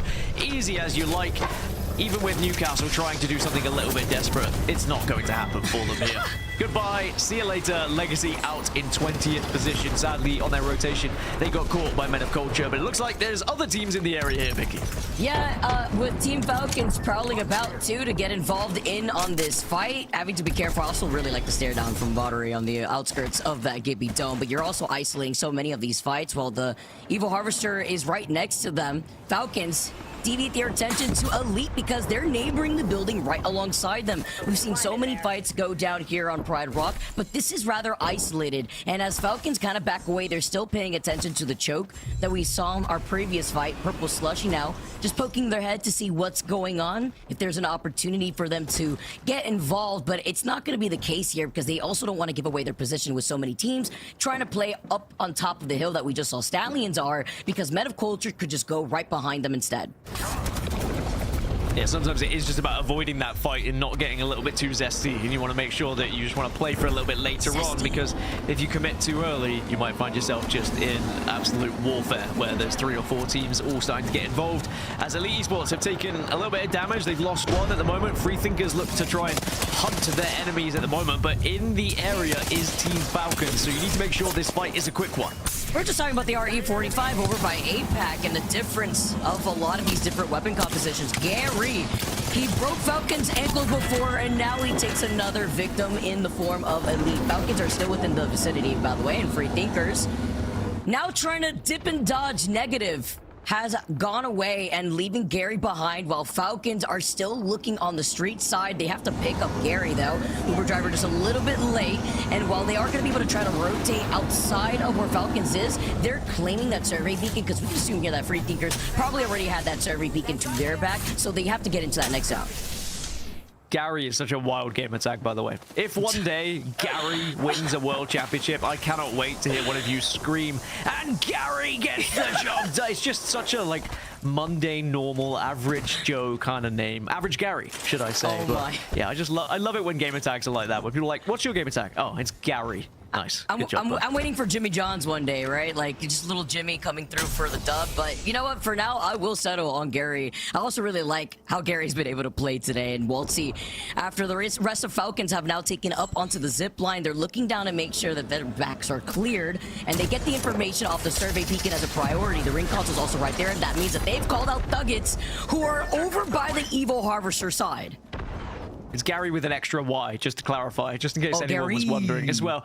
Sacred goes down to Kurev, but it was from distance, so I'm sure that you will be absolutely fine. Zone-wise, yep, there you go. It's over towards the zip buildings. Stallion's still going to be in prime position. Purple Slushee and Nice Guys also taking that spot on the southern side of one. So Stallions and Nice Guys leading, and they're going to be on either side of these zips here, Vicky. So it's going to be very interesting where that zone does finish. If it transitions a little bit further north, could really hurt Nice Guys, because Ninjas and Pyjamas going to be able to hold that position from most of these teams. For everyone else, it's about rotating in and trying to find a spot. It's not going to be easy. There is not much real estate to play with here. It's going to be trying to create your own cover, utilizing Gibby, utilizing Newcastle as well, to just try and survive in this final zone. You know, it's interesting how different it is to see the amount of ramparts that we had in EMEA, and then we have one here from Flat, and it's for all the right reasons when you can expect the Gibby to come in too. And even when you're dealing with a Newcastle on the other side, and you look at NIP and their composition, they got the catalyst. They have those walls to try to isolate more of these fights. They have the pressure too with the Mad Maggie Wrecking Ball to just help boost their way if they do want to try to engage in a fight. But I'm not expecting them to move, because I really like the positioning that NIP are in. They don't have to give up that space, but the one team they do have to worry about is Falcons, who do want to rotate on the outskirts of the northern side of the zone. Yeah, it looks like they're going to go through wall at the moment. So I was mentioning NIP earlier, and they're in a really good spot because they have no one above them. But if they do let their guard down a little bit, if they presume that the north is safe, which, you know, if you grew up in England, you know it's not, then Team Falcons definitely are going to be able to catch off guard here. So NIP, hopefully they'll be wise to it and keep on their toes. Otherwise, it could be quite ugly. That being said, actually, there's another team up there. They were off my mini-map, but you can see, yeah, Kimchi and the rest of the squad now coming in on their Trident as well. So HUSS going to be involving themselves in this northern side. So things just got a little bit interesting up here. And they get the building for free, by the way. I think that's even crazier. Sending out. Big shot from the Hemlock is going to be duplex, but this works into their composition. You talk about lacking a Valkyrie here. It's okay, because they land over where they can get a Trident and they can just bunker down. This is the type of composition that you want to play for the end zone, and they found their free house. Free real estate here is crazy in this economy, but so many longbow shots I hear ringing in my ears. It forces up the dome, and Unreal Nightmare now are forced to get this res. They do get it though, and they are going to be able to hold, thankfully, to that bubble. But yeah, this is the trouble in this kind of zone. You are so vulnerable from multiple angles, and Rails goes down. They are going to be able to get the res again, but sadly, you're just going to get peppered away and focused, and eventually you might find yourself falling. So is this where you really want to play, or do you try and reconsider where you move to? It was Oblivion who were firing down some shots. As I've said, reigning world champs at the moment only on 2 points. Can they find something here in match 4 to try and wake up their day? This is crazy. A team that takes a little bit of time to wake up, but we mentioned Monsoon and the charge rifle, Dan, and we see the kill feed. Monsoon getting that knock, but won't be able to fully capitalize here as they are trying to hold out a lot of teams on the edge of zone. The fact that we get another bubble and another reset here, the Unreal Nightmare are still alive, is insane. This is the stall that you like to see when it comes to the baby comp. She said it. She said it, guys. It makes me shudder. I'm going to start a petition, everyone, that we change the name of Baby Comp to something else. Now, I haven't come up with something that is better, but I do think there is something we can change it to. Pros, please, I beg you, be creative, and we will follow your lead. If not, when it comes around to next week, I will have made something. Mark my words. Mark your words. Okay, I'll keep that in mind. Oh no, I've just remembered next week I'm with Onza. He's not going to let me do it, is he? He's the one who... He's definitely helping with this baby comp name. Anyway, Unreal Nightmare, they move on to a different position. And again, the bubble comes down and the babying starts to happen once more. They are going to be alive. They're going to be okay. Men of Culture have to get the bubble down as well. Everyone needs Gibby right now. If there was no Gibby on this map, so many teams would be dead. Well, that's the point of the baby comp, right? You want to put on your Pampers and make sure you stay alive when you're clenching in Elite Esports currently. Hanging out by the choke, still on full blues. We did see that insane shot on the other side with the Hemlock, but looking at where the zone is pulling, I expected this. We've seen this zone so many times, Gaskin. On the outskirts of where Stallions are, and it benefits them considering that their POI is over by wall. They get a scan, they see they can play up on the high ground of this hilltop, and right next to an Evil Harvester, not only denying that from other teams who may wanted to go for an early rotate, but also were able to clear teams that may have wanted to go from the tunnel side. So the side-by-side is important because elites are in a rougher spot. They're on the outskirts of zone, and they're trying to see if they can brute force their way through the left side where Unreal Nightmare is also holding. Stallions moved there so fast at the start of this game as well from wall, but now other teams are starting to join them in the area. Oblivion just found a position not too far away. Liquid are using Valkyrie to try and find a position to call home as well, but they might just land into a lot of commotion here because NIP have got eyes on, but that's why the Gibby bubble comes down to protect you. But now this is where you need to be assessing. What do we do from here? If you just sit in the bubble, survive, when the bubble disappears, you're dead. So Newcastle wall comes down to try and create a little bit of cover for them, but it might just be temporary, but it looks like they've been able to wedge themselves between a wall and a rock to be able to work for something right now. Literally a wall, and with the Wrecking Ball can be the strike that we keep mentioning. Nice bubble to close in the gap. Having to be careful and avoiding getting hit by the nade. The bombardment comes crashing down, and as you mentioned, the split up with the new perk on that bombardment allows Dark to wrap around, get 2 knocks here, and the isolation on another bubble, because then Elite, as they wanted to get involved in this fight, are getting shot from behind. Unreal Nightmare eventually get eliminated. Yeah, we're only down to 18 squads now. Make it 17 because Purpy Slushee have just been eliminated. Purple, not Purpy, but actually I quite like Purpy Slushee. Maybe we'll rename them as well as Baby Compass. Now you're going to see the bubble is down. Elite trying to stay alive. You can see behind the tree as well. They eventually are going to push in, take full advantage, and Men of Culture ripped away from this server. But it's not over yet for Elite Esports because HBM are watching on and looking to maybe pounce themselves. They had a pretty big last game too, so being stuck on the southern side of zone where you're gonna have to worry about 5-6 squads here collapsing on you, while all the rest of the teams here have high ground, are also overlooking some of these fights going down. Stallions also looking down at S2, but guess who is in the next zone? The only team waiting is Oblivion. The fact that they made this quick rotate right outside of command center, going right through the north side while Stallions was fighting is perfect. HBM now getting involved in our previous fight. Source Gaming eliminated, 15 squads now left. HBM gonna have to back off because they can't really commit to that one. They were a little bit worried about what was gonna happen as Elite will get the respawn by the looks of things. Nice guys, Zest, Free Thinkers all watching on. Do you survive out of the sky here? Yes, thankfully, plenty of branches to work with to give you that extra little bit of cover. But really, where do you go from here? You're gonna have to go from bubble to bubble each time to try and survive and get closer to this zone because you've only got 30 seconds before we start to close in. Literally the only safe space, right? Because look at these shots, look at the pressure here that Elite Esports is under.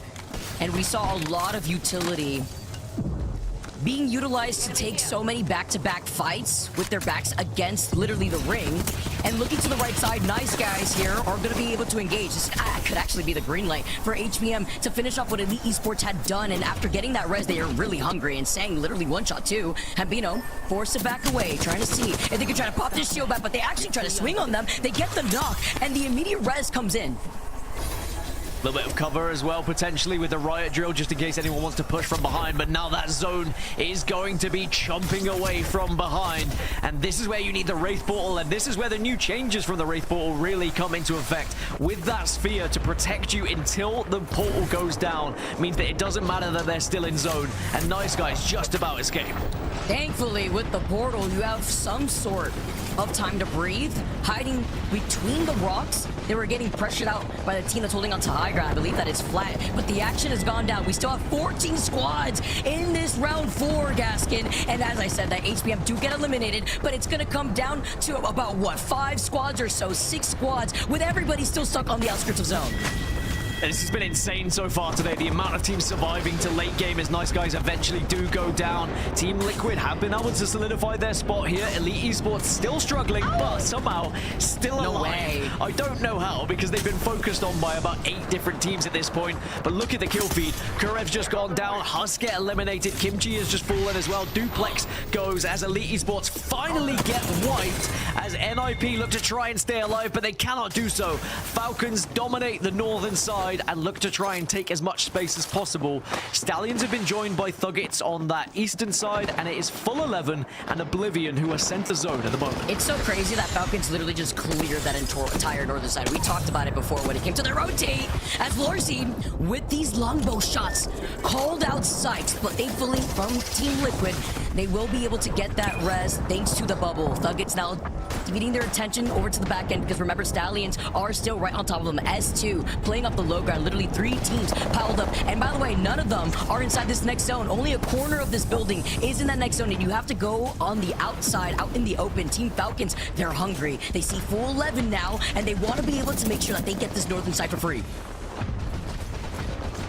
Here come the bombardments. 1, 2, and the third is going to hit even harder as Falcons now will utilize these bombardments just to regain position a little bit, force those teams away. Full 11 do get eliminated, and now it's a bubble battle underneath this building as well, because both teams just trying to do as much damage as possible before they have to back out and maybe reposition, because when those bubbles go down, you're going to be so vulnerable to other squads. And then almost identical thing happening at the moment between Oblivion and Flat, and this is a huge fight, because if you can win this one, you'll have the entirety of the Southwest. Ayo, actually a double bubble here coming back to back, and now Big Louie with the rest of Flat are stuck against the wall, but there's so many other teams. We saw what Falcons are able to do, but they have to look to the backs because Thuggets actually were forced to take a roundabout rotation outside of zone and are stuck on the other side of the wall. Florsey, as he's trying to fly, hopefully they don't hit him. Blink wants to capitalize, get some free KP. Monsoon and the rest of Oblivion had rotated so early, and they have taken so many fights. Look at the damage output that Monsoon has put down, and they've also forced out one of the bubbles, so they're holding on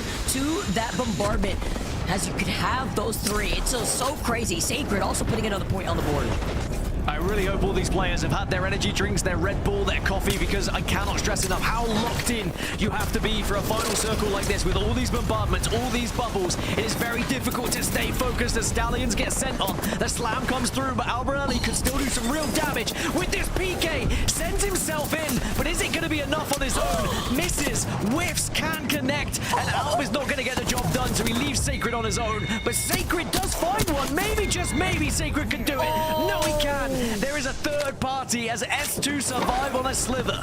Zach Mazer barely surviving, literally 1 HP, pulls off the shield bat. I love how we saw Sacred just try to fly away and then get right behind them in slow motion. But the other team's keeping them in their sight. Another bombardment. Oblivion have used up that Gibby bubble, and they're looking up at Team Liquid, who, by the way, were able to also look at Falcons, who were trying to keep control over onto this north side. They fell earlier on. Team Liquid and Oblivion up on this high ground, while S2 are trying to play very quiet here before they are forced to drop down. Zach calling in the bubble. Also crazy, we looked at both Liquid and Oblivion before this match, and we were saying they were struggling on Olympus, but now on Storm Point, they look far more comfortable as they are both in the top 4, and they need these points. They're both in, what, 17th and 18th respectively at the moment, as S2 will dance down, they get behind the shield, and they will survive and utilize this loot bin as well as a little bit of extra cover, but there is bombardments flying everywhere. It's hard to really see what's happening for a lot of these players, so you just have to ride it out, wait for that bubble to go, and then suddenly you have to launch an attack. It's like a screaming cat meme. You just wish for the best here, but you've used up the bubble and you see the opportunity. You can sandwich the team right in front of you. Team Liquid in trouble, have used up their own bubble. S2 also keeping their eye on Flat, because Flat are just waiting to third party this. You talk about Carter popping up. Team Liquid in panic, going down. Flat now could wrap around S2. Team Liquid stuck between Oblivion, who are also not trying to overextend. Vital Zone now closing in.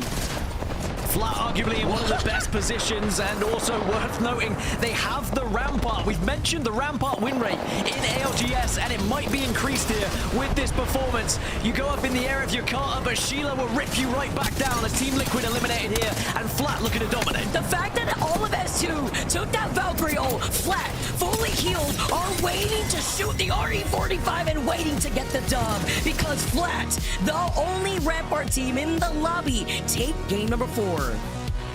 Rampart stock value starting to rise. I know why people don't use Rampart as much. I mean, it doesn't necessarily offer what some of the other legends in the same category do, and definitely against the Hemlock can be difficult, but in those situations when you can just create the constant cover when other teams only have the bubble to work with, because obviously the Newcastle wall is only going to come up every now and then, but you could just be slamming down those walls like there's no time behind it, and you're going to be in such a good position, which they did find themselves, and they had the high ground as well. Very well performed by Flat, but what was a very hectic endgame there, Vic. Yeah, and that's coming out of their POI in Jurassic. The fact that they were able to find themselves in that spot is crazy, and with a good spot to hold with the Rampart, right? They get first place, they get 7 KP, and it's almost like, Dan, we were writing the script ourselves, because every team that we mentioned that needed to show up literally did so in that game 4. Well, I mean, I didn't want to say we're writing the script. I didn't want to give it away, but, you know, we have certain kind of powers as commentators, that's for sure. But Flat, I'm sure, will be happy with that. They get a win on the board. 7 kills as well to go alongside it, Rain Day, in what was a chaotic ending, but certainly an enjoyable one. I actually can't believe it.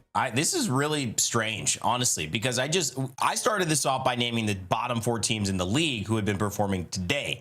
Then you guys talked about the bottom 4 teams today so far, and then they were in the top 4. Oblivion, Flat, Team Liquid, and S2. That's 20th, 19th, 18th, and 15th before this game. Wow. We are seeing some serious parity, while some teams early on have stepped up and separated themselves. Stallions, Falcons early. It has now become a very close race. Everyone's in the hunt. One big game, I mean, it could easily take you from 17th all the way to 3rd place if you get a 27, 25-point game. That's how close things are right now. And if they stay this close, we're going to have an amazing Game 5 and Game 6. But before we get to that, normally we bring on some interviews on the show to get you talking to community members, highlighting what they do in the Apex scene. And of course, if they overlap with the ALGS, even better. These guys right here, they run what honestly is one of the most impressive amateur pro scenes that we've ever seen. It is for the community. They're running more tournaments than any single, I think, unit of people that I know in competitive esports by themselves. Give it up for His and Hers Live, everybody. Welcome to the show, guys. It's great to have you here. And you know, I just want to say welcome. Thank you. We're so excited to be here, and thank you for that really sweet intro. Yeah, appreciate you guys. Yeah, no problem. Listen, I want to start off again. You guys have created a very unique brand for yourself. I mean, obviously both of you streaming at the same time, but the way that you've taken that brand and then said, you know, we want to engage in the community. We want to be a part of something and put things on for people, create experiences, not just be the experience that people can watch. We want people to be a part of something. It feels bigger than that. Can you guys elaborate on your mission and why you have so much passion for, you know, putting on these tournaments, but also the Apex Legends community? So competitive community is what we have created, and it's something called Apex Academy. And we just think everyone should be able to enjoy and experience competitive Apex, no matter your skill. No matter how much of a beginner or bot that you are at the game, and no matter, you know, how amateur, mid-level you are, we have a league for everyone. And we even have something for an older community called the Boomer League. But yeah, Vicky can get in that this year. Yes. Wow, that's crazy. Congratulations. Come on in. It's great. Thank you for having me in the club. We would love to have you. Anyone from 30, and we have some competitors in their mid-60s that play. Like, so many generations love Reindeer, this you game. can enter that one. Yeah, yes. I think I know who they're talking about, by the way. That's amazing. That's honestly amazing. This started from the very beginning when we started stream. Our friends were wanting to play, so we kind of had these small tournaments with just amongst our friends. And then my mom got involved, so we were like, man, we should have like a Boomer League and get her in. So it's kind of just snowballed from there, just from small group of friends and family to it started snowballing. So here we are. We're almost 800 events coming up next month. Yeah. Wow, I love that, guys. I mean, actually, you guys were able to cast an event that I was able to participate in, and it was my first ever tournament. And I think it's great because you also give awareness and a spotlight to a lot of these other smaller content creators, so that way you can help be the bridge between the players who have these big dreams that want their first shot, which, by the way, I did win that with Kyrie. Shout out to Kyrie. But it's also great to see how that's been able to get played out. I mean, do you guys have any advice to the players watching at home, how they could get started for their first chance in competing? Yeah, so we organize all of the events through our Discord. Not everyone starts out in bot league. I am going to say I am looking for more bots, so that's going to be lower level competitors, beginner skill level. We need more. Everyone in our community is just getting too good. They're getting too good at this game. I need more beginners. If you've never played Apex, I'm looking for you. Get your moms, get your dads in here. Like, we need more beginner levels for our bot league. But we have a really amazing community of just warm, welcoming people that love competitive Apex. They love watching it. They love watching ALGS, and they love competing in the amateur level tournaments that we host. So join Discord, come by a stream, and we'll get you guys set up. I mean, I really appreciate you guys bridging the gap, because one of the main things for me watching on as a caster and a fan of Apex is some people will play ranked and they don't feel like necessarily it replicates the ALGS. And then you guys are able to do that for people who don't get to play it. So thank you, firstly, is what I'm going to say, because it's been a pleasure to watch your tournaments. But I just wanted to give you guys a chance to talk about what is coming up. What tournaments are you running? What can we expect from you guys in the Apex Academy? Okay. Yeah, so, and just to touch on that, so like if you're running pubs in Apex or ranked in Apex, it's a blast. But there's something about that ALGS end zone when there's 10 squads and everyone's in a ditch. And you know, it's just so much fun. So that's kind of what we're trying to emulate. And that's why that balancing is super important, so that like there's so many teams alive in game to experience that. And you occasionally will get a rank match like that, but you know, every single one of these Apex Academy matches is like that. But yeah, upcoming, we have a brand new series that we're doing. We were kind of just running one event per night, and then it would just be done. But right now we have a series where we're, for example, we're going to run 7 events, and we're accumulating points over each event, and you can, over the course of the entire series, accumulate points and placement that way. Yeah, so we've been doing some mixed skill where it's low level, mid level, and a high level gamer. And we love bringing those together because our high level gamers really take the 2 mid level and low level under their wing, and they help coach them. It's just really good community bonding. It helps them become better in-game leaders as well.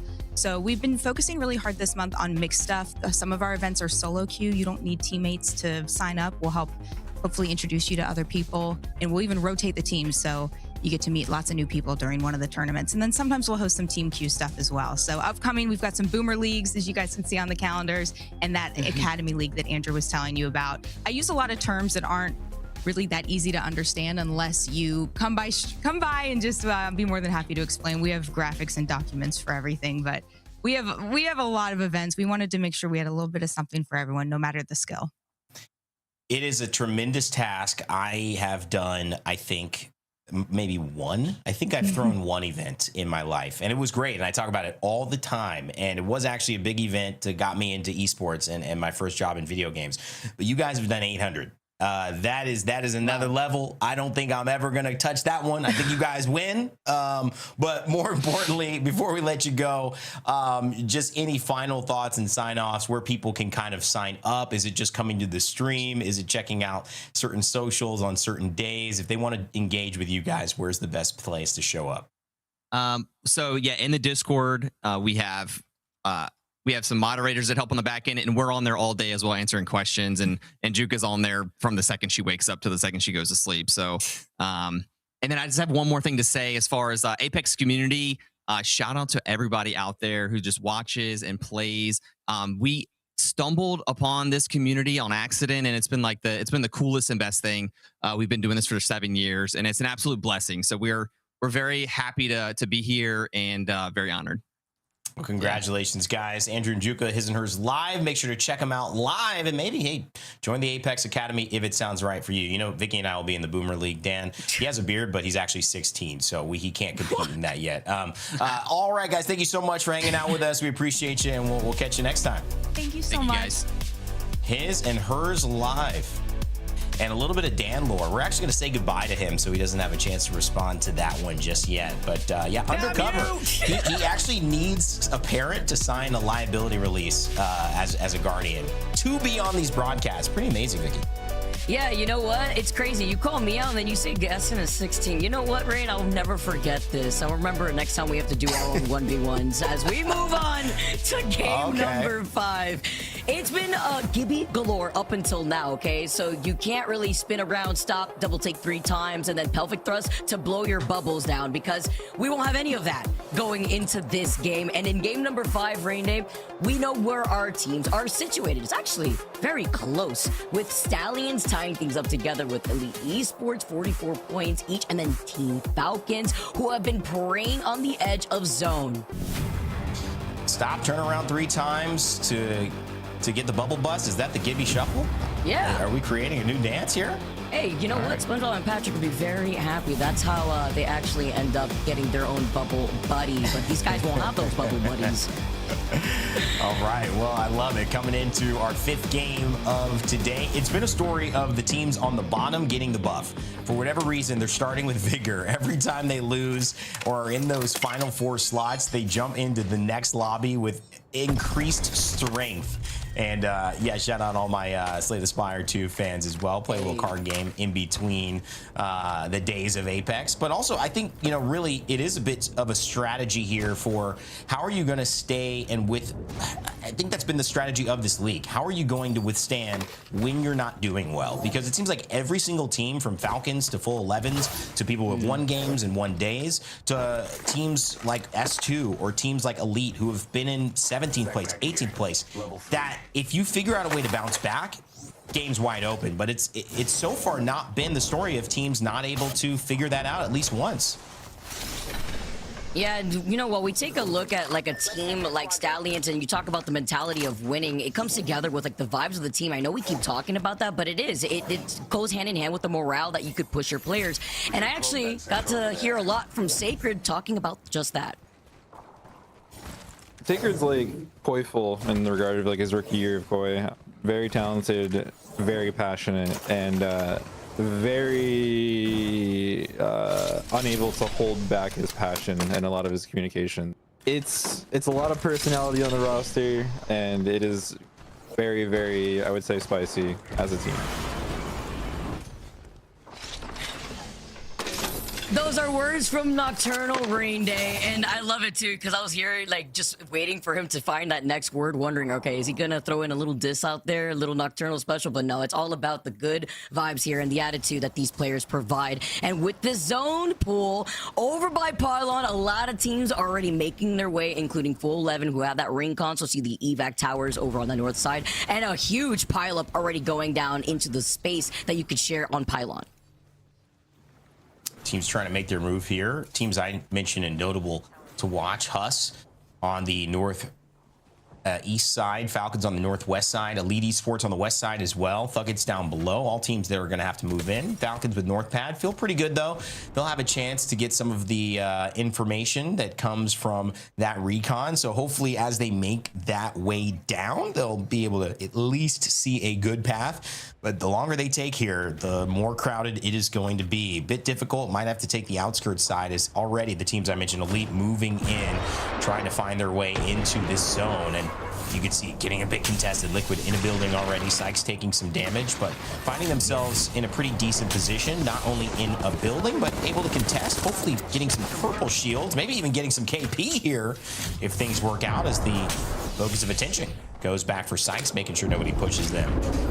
It's the fact that we won't have an altar, obviously, because it was banned out after game number 2, and you're having to play patiently. The cat wall was brought in just so that way it can help them out with their rotation. And look how many people are trying to take shots at Team Liquid. They want to capitalize off of this knock. They coolly dive in onto this team. They clean them up, and Full 11 get eliminated on the other side of this building. But we know how many other teams are here, and a lot more Seers in this lobby right now. And this is going to continue to be a fight that Zero needs to manage really well. Overall, Oblivion want to get into the action on the low ground. Big need coming out. And Blinks are the only one alive. Could be the end of Oblivion. It's going to be the end of Men of Culture instead. Got to get up Monsoon very quickly. He's going to pick that first perk. And Blinkster with a nice finish off there. That's why this man was MVP, or at least one of the reasons, at Champs. You know, it's always a little weird to me whenever I see Blinkster, by the way, play anything but Wraith. But you know what? I like how we get to have the Valkyrie still active, and you want to take advantage of that, especially on a map like Stormpoint. They're looking to their backs because there could be a team coming out of the vault doors, Stallions, trying to get not only the Evil Harvester, but there's also a ring beacon here. And again, a team that likes to play by the edge that is coming all the way from North Pad is still Team Falcons. They're playing side quest with the survey beacon too to boost up those Evo shields, and this will let Team Falcons know that HUSS is in command center. Where can they go? Source Gaming in the other survey beacon, as well as Free Thinkers just trying to stay alive over onto the south side of Cascade Falls. Gildersons is a phenomenal player. We've seen him be successful over the course of a lot of this season and previous seasons, but can he be that it factor that Falcons are looking for? I kind of liken him to Effect almost, where he played that role on Alliance, now playing that role on Aurora. Can he do the things that you need someone to do when it's going to be an even fight unless they show up? Can he kind of go into that extra sense of strength, get that 1v2, trade just a little bit more to give Hal and Waltzy the edge? And I mean, we started even off of this, Vicky, that I don't really think Hal has a worry about the quality or the potential of Gildersons and Waltzy. I think what it is the focus. I think it is generally, can you do the right things all the time? And he's so used to a guy like Reps. I know it's been a long time since TSM, but that's the kind of guy he just didn't have to really worry about. He knew he would show up, like the Scottie Pippen to Michael Jordan. Like, he kind of knew Reps was going to hold it down if Hal needed somebody to do that. But I feel like he's just trying to instill that in Waltzy as he's been changing roles, and he's done such a good job on that, and Gildersons as well. He knows they can do better, and right now, what they're doing in this lobby, it feels like that pep talk, that motivation might have just worked for him. I really like just the Walty growth era too, and also after what we heard in the very beginning of our top of show rain day, just the comms coming in, the frustration with how caring as much as he does. Obviously, he doesn't think he should have to microplay everything. It's kind of sensical, right? You expect something from your team to know a little bit better, and that could frustrate you. But we know how talented the individual players are on Falcons that Hal is leading, and HUSS will be taking a fight versus NIP. It looks like on that north side, you could see one of the members of Falcons going right back just in case they do just want to delay and get that server beacon scan. But my attention, oh, this is crazy, because imagine the teams that were banking over into a southern pool, Unreal Nightmare, kind of stuck in that lot in the southern side, will be forced to go through the fence line on the left side of the zone once they all see where that next zone pool is. I mean, that's a terrible spot. That is such a hard hill to climb right there, and also there's just so many teams ahead. Feels like Unreal Nightmare, they went for broke, 50-50, and it did not go their way. Unfortunate for them. We'll see if they have an opportunity to make it out of there. Unreal Nightmare, of course, not rocking the Valkyrie, unlike Falcons, who are. They're going to be making their way into zone, getting ahead of Ninjas in Pyjamas, and HUSS, who are still alive. NIP taking even longer as Falcons lands. Probably going to get a recon here, see exactly where there is to play. Scanning 16 enemies, and so now that gives Hal some information. How does he want to approach this? They've got the Newcastle ultimate to set up. They've also got Rampart on Gildersons. And so that's going to be 2 shield comps, 2 shield characters that are going to help out. Another Valkyrie, 2, I think, very quick ultimate accelerants, and now Hal and them can move again. Let's see where they decided after all that information, Vicky, to feel like they could play. Hey, they got the wall scans here off the Valkyrie UAV, which is even more important. Valkyrie being the second most picked character, and that's why you're seeing a little bit more Rampart too. You expect the Valkyries, and you can expect to see the Sheila, but the fact that they get this for free, you kidding with me? no pressure, I mean, we will take those, as I always like to say, Rain Day. And also from the southern side, over on the other side from this lot, it's going to be Stallions looking at the hilltop where this choke is. Yeah, you'll laugh when you see the map when that happens, but we got Stallions as well. Maybe literally just got God's spot off of that double rotate. Admittedly, incredible rotate, incredibly efficient. A recon and 2 Valkyrie skyward dives. Very, very difficult there. Stallions in trouble. Skittle Cakes, can you get him out of it? I'm batting. Get on the door. I'm holding her back, Can we swing backside?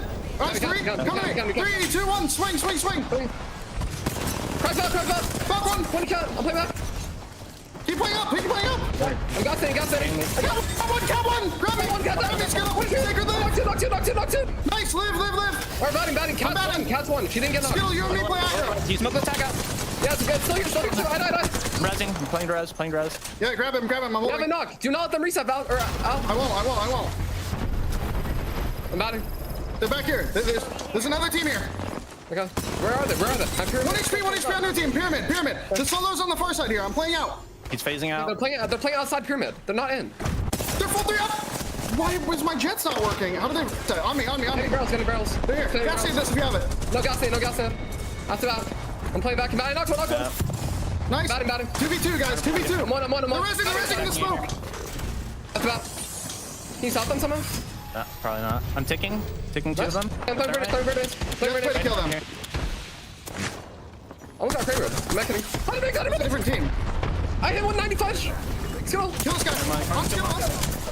I mean, this is just great play for Best 2. You can see the difference in these teams, and maybe one day we'll see a conversation on the side of S2. But Sacred gonna have to pull out Stallions yet again. It just feels like it's gonna be an uphill battle. He's gonna have to hit some serious shots on that longbow, and he's not gonna do it. Stallions will go down. They played aggressive, but losing Alb, I mean, that's just the name of the game, Vicky. You overcommit and you realize that if you don't get it right, well, you might be selling your entire end game.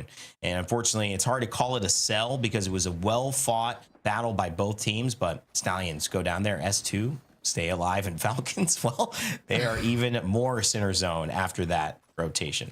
I know they won't be complaining about some of these circle pools once they see that they got that free building, by the way. It's crazy, but I would love to touch up on that point because we've all been there, right? And, you know, it can get a little nerve-wracking when it comes to the comms, and it sucks, too. You heard Al in the comms, like, why were my jetpacks just not working when he was on the Valk? You finally get that first knock, and you want to extend. Now you're out of the lobby. Well, Gary, Dan's favorite name, is is here and gets the back-to-back. The RE45 in Gary's hands, I feel like we've been seeing this all day, has just been insane.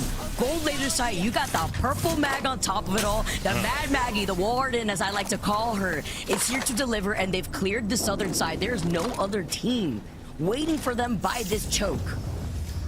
And I was a little surprised. I saw Gary with the R301. I said, uh-oh, bring back the R400. Let me see it. R99, R301. I want to see the combo. But yeah, found the M-Lock and said, nah, we got to play meta. We got to play meta strats. We can't let that kill and that team wipe go to waste. And I agree with you there. Keep it going. Unreal Nightmare, 18 points sitting in the back end of this lobby right now after finding themselves in the top 3 in the start of today on the Olympus. Trying to get that rhythm back with how they began. Elite, though, Vicky, first place right now. Just a strong performance. They are right next to Falcons on the outskirts. And this is just a great performance from a team that needed it. And yeah, that's what the lead, only like a 1-point lead. It is so tight in the top 4 spots in Americas today. Team Liquid, though, having to wake up themselves. The fact that they only have 16 points in total is insane to me, right? We keep highlighting all these amazing players. Team Liquid having another set of talented players. I heard a Kraber shot in the distance as 2. They count their blessings, and they survive, and they found this rotate thanks to Carter on the Valkyrie. Yeah, this is a great spot. S2 have gone through the gauntlet just to get here, and it's only 15 squads left. Imagine just barely getting a point for everything that you've done and all the fighting that's happened. Unbelievable. But once it goes from 15, it could easily get to 7 real quick. 1 fight for each team, and now you're already in, like I said, top 7. So nice guys here. They did not finish last time. They finished first, to be exact. Cody's still alive, as well as Sang. In the Wraith portal, should be giving Cody a little bit of respite there and safety. Cody will take the portal as well. They'll be on high ground. Caustic gas everywhere. I think line of sight is just going to be important. It's not about fighting. It's just about staying out of intention. Cody's found a little rat spot, and he said, "Come near me," saying, "I'm open. I can heal. I can keep us safe." And certainly it has worked. Out of sight, out of mind.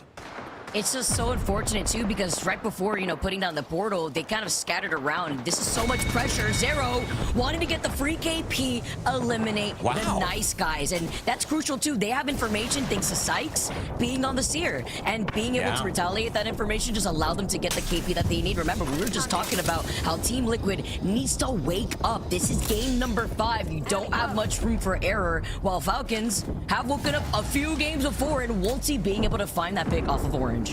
I will say that it's Zero playing the Bangalore.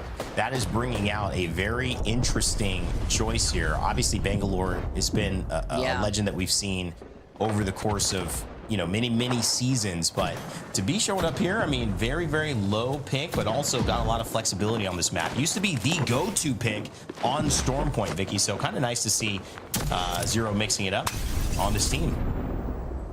Kind of goes hand in hand with the changes of the different legend compositions, as well as how we've updated the game with our legends just getting new upgrades on perks. Dark being on the Mad Maggie. Elite having to start moving, but you know who's waiting for them up on the hill?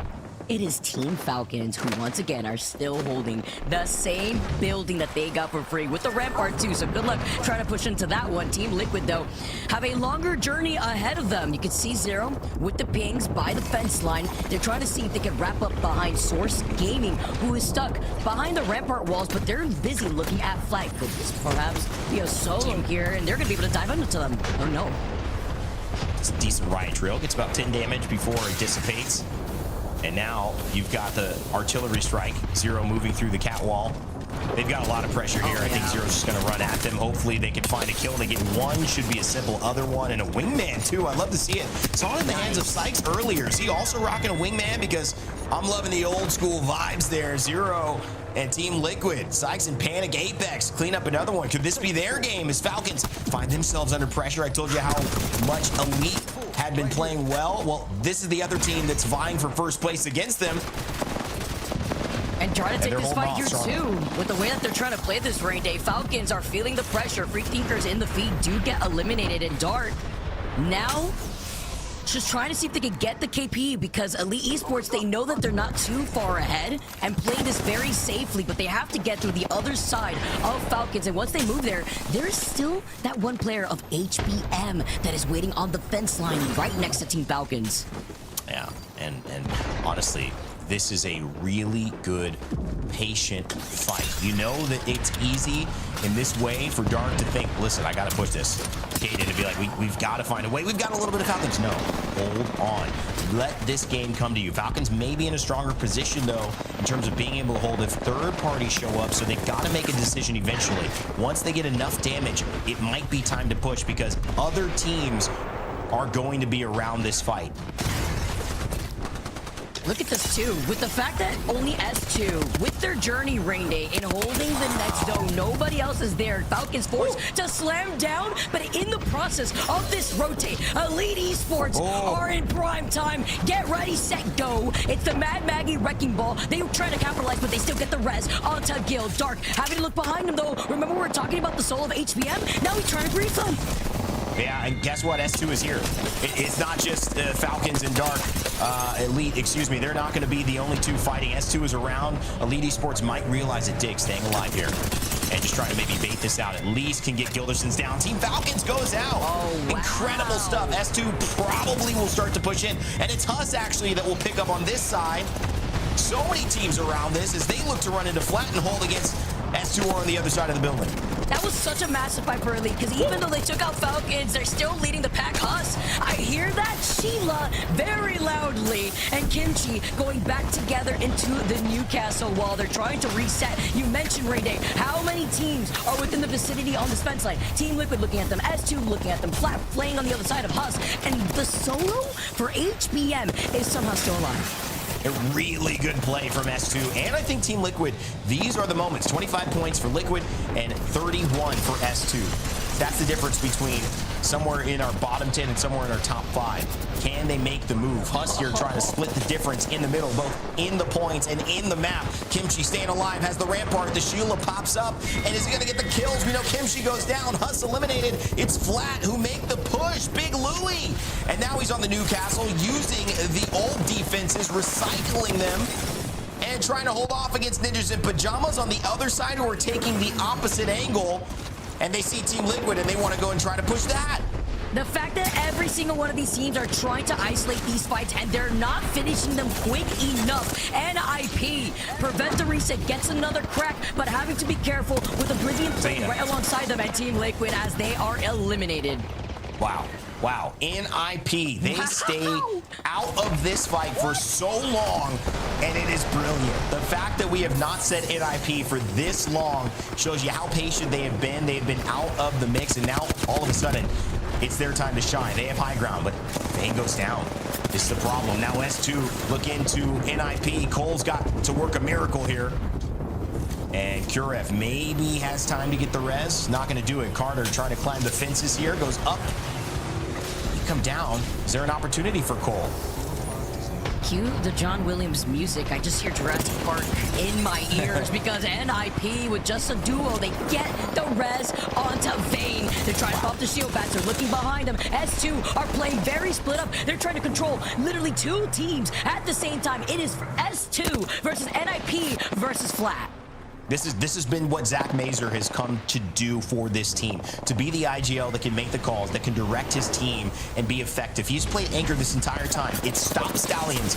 Will it stop NIP? This is a difficult position to be in. Having to do all of this for all of the teams in front of him. But playing on opposite side of the cages, you're right. Which one is the dinosaur? Which one is the handler? We don't know who's going to be the threat here just yet. But it looks like it's S2. They find a kill onto Flat. And now it's going to be NIP versus S2. Kurev already without almost all of their health. Unless a Sky Nade comes out here, we're going to be looking for a Valkyrie Skyward Dive or just a survive off. I was wondering, Rain, who's going to be the T-Rex? All of them are going to be shooting at the evac tower. It's the standoffs that you mentioned, and they have another evac tower. Can we get another one? Because it's just going to be inevitable. They're just going to try to shoot it down. No one's going to make that. But they go over. They use it as bait. And S2 losing at Lord of the Rings, but it's fine. With Zach still alive, S2 Dreams keep it together, and they take game number 5. Wow, that was a fire in-game, Vicky. We have not seen a lot of those. Caught in between one side of the fence or the other, forced to go up in a masterclass from Zach, Loader, and Carter. And a special shout out here to Zach. I know that there's been some individual plays from the boys as well, but Zach keeping the awareness of how to play each of those difficult fights, from controlling space on the two teams, flat and NIP, on the other side making sure nobody could pressure them, keeping that on, but also surviving that fight with Stallions, where admittedly they took the worst end of it early on and were able to kind of claw back, get the res, reset, and it results in a win. And keeping themselves together, right? You have to play that patiently, but I have to highlight that journey for S2 was chef's kiss. They made their way from Devastated Coast. We saw them take that fight over in that northern building of Pylon. They still were able to rotate north of that, go through the team that was bunkered down, stacked on top of each other behind the rampart walls, and they took the dub with 13 KP after clearing the southern side of the fence. Really incredible stuff. I mean, it just doesn't get much better than that. A 25-point game that is going to push in the overall standings our team S2 up to 3rd, and they're going to jump 6 places. Wow. Oh my God. I mean, Vicky, this top 10, so close. Sometimes we have game 5s that are kind of just, hey, play it, have fun, try something new. We already know the results. This is anything but that. Game 6 is going to turn out to be the decider for literally everyone in probably our top 7, certainly our top 5. It's crazy to see how S2 went from, you know, they kind of started off okay, right? They got 8th place on Olympus, but obviously Storm Point is where they feel at home. Kind of goes back in hand with what Gaskin was mentioning before, where they know that this is where they need to lean into those strengths, and being able to get the back-to-back where they got 2nd place in our previous match 4, and now coming on top for match 5, Rain Day, going up 6 total spots in the overall standings. I mean, when you think about it, a lot of times you have a difference between 1st place and maybe 11th or 12th that's like 40 points, something like that. Some team has like 80 points. They've had a crazy day. We've seen teams with 100 points on certain days like that. And, you know, teams have 50, teams have 49 if they're lucky. That's a good day. Right now, it's only a 23-point difference. We just saw S2 have 25-point game. It means that you could potentially go from 11th place to winning this entire match day in game 6. We'll see what happens, and I can't wait to find out when you and Gaskin get back on the mic to close out Americas. What's up, everyone? I'm Jumba. This is your community top 5s, and let's get straight into it. With number 5, we got Sang from the Pro League team. Nice, guys. So you know this one's going to be good. He gets the first knock, and then he's a little pressed by the Vantage player. Oh, Vantage player. But he's able to get away for the reset to heal, and some great strafes to take out this conduit. He's made it a 1v1 now, just waiting for that Vantage to get over here. And then, offensive jump pad, sends her flying and doesn't miss a single shot in the air. Hilarious way to end it, but into number 4, we got Sang again. He's in Hazmat Tunnel, both his teammates are down, so he's left to a 1v3 again. And he does it again with the jump pad. How is anyone supposed to be ready for that? He gets the 2 quick knocks. Left to a 1v1, so he goes for the style points. Wall bounce, 360 fade away with the alternator. Sang's Octane seems to play a little bit different than mine. But number 3, we got Harrison, and I see a player flying, I see a charge rifle. This is a clip that would make Monsoon proud. Insane shots, Harrison. I'd probably retire if I ever do that. Into the 2nd spot, we have Tanner Dale. He's last alive, top 2 squads. He's got the infinite ammo Kraber, though. And boom, he gets the Gibby. You're not going anywhere. Bloodhound thinks this win was secured, takes the 1v1, and nope. I agree with the teammates' reaction. And then this Octane takes the jump pad. How do you disrespect my guy Tanner after bodying both your teammates to Kraber? Easy shot for him. That Gibby got res though, but Tanner hits the 4th shot in a row. Another heady. Really tough to decide between that and number 1. Now number 1 though, we got Fabrizio. And a lot happens, so let me try to break this down for you. He starts off in a 3v3, knocks this Valk, and then bodies the Pathfinder with an R9, getting the assist for his teammate. Now listen closely, their third teammate was a Loba that runs away. Because this Vantage that jumps up is from a new squad.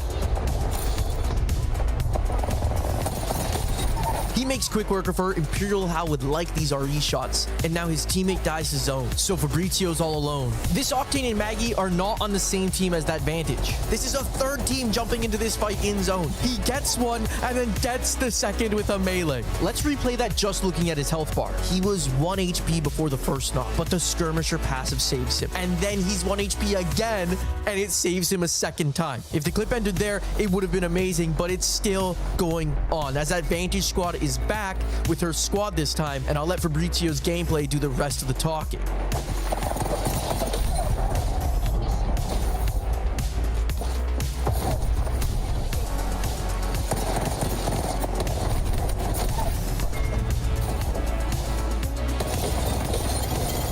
Insane clip. Our dude 1v5'd 2 squads after finishing a 3v3. Congrats on number 1 this week, Fabrizio. And that's your community top 5. You can find me on all socials at JumpitGW, and make sure to go to the community tab on the ALGS website and submit your clips so you can be featured in the next one.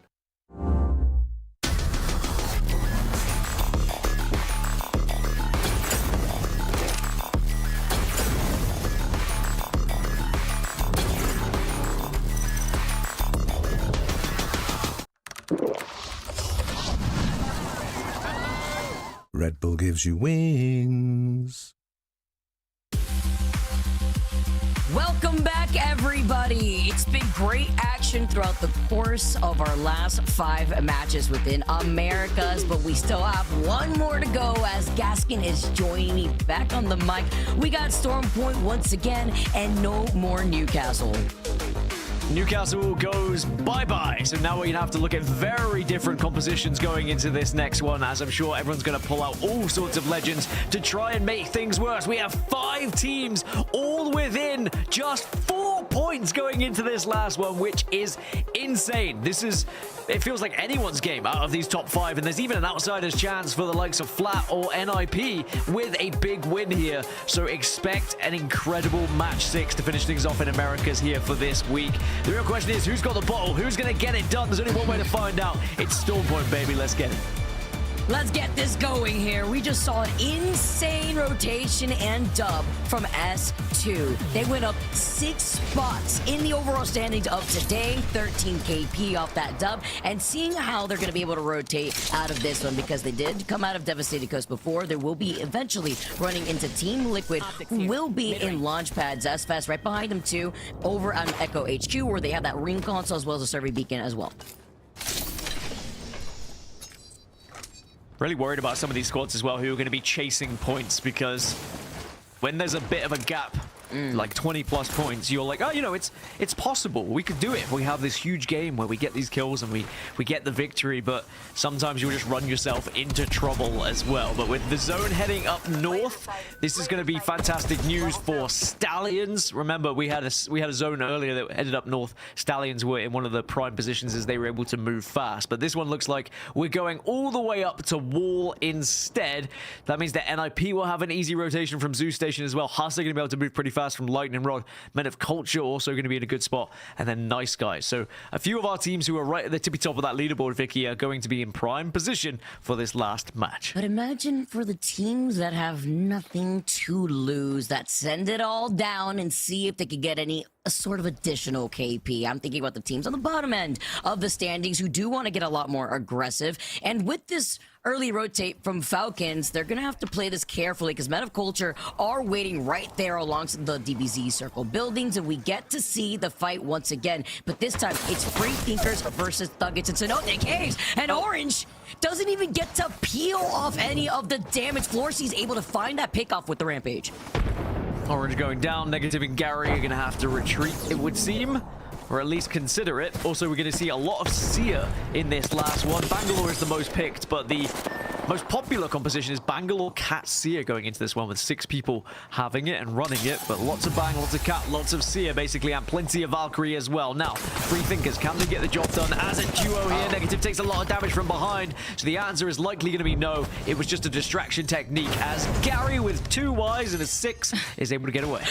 You have to be very specific. Wait, is he Gary year 6? Oh, is this what it is? You know what? That would make sense. I mean, welcome to year 6 of the ALGS. Gary, trying to keep the dream alive for the rest of Free Thinkers, but this is gonna be tough. You did hear that evac tower, by the way, so Gary's got to call his own. He's looking behind him to make sure that they're not going to try to chase him, but he's got to make sure, too, that they won't land exactly where he wants to find himself. Elite Esports, another one, as Dig is able to also find that knock. We saw a lot of action go down here early because, unfortunate for Men of Culture, they ran into Falcons and they run into the other side of Elite Esports. See the Trident 2 with Oblivion now looking at Elite Esports, and Oblivion have taken control over those circle buildings that Falcons rotated away from once they took the zipline up towards Wall. And we've already got, like, what, 12 teams up towards Wall already, just very quickly moving, and I'm not really surprised with how today has been. It's been a lot of fast moving as there's some clay pigeon shooting happening, and sadly, Gary, year 6, might have to start thinking about year 7, as now we are going to see 18 squads remain. Free Thinkers do get eliminated, but this could be an interesting one. Oblivion underneath Falcons. They thought about going up, but maybe they are a little bit more wise to this one, because that would be a very, very silly idea.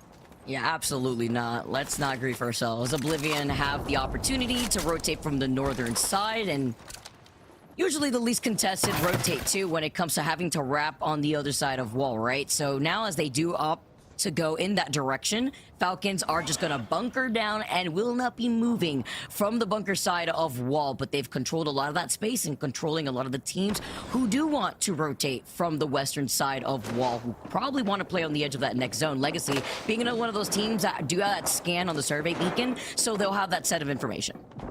God, look how tight it is to the top of the leaderboard. With a couple of kills being found, it's now a 5-point gap between Elite and Nice Guys.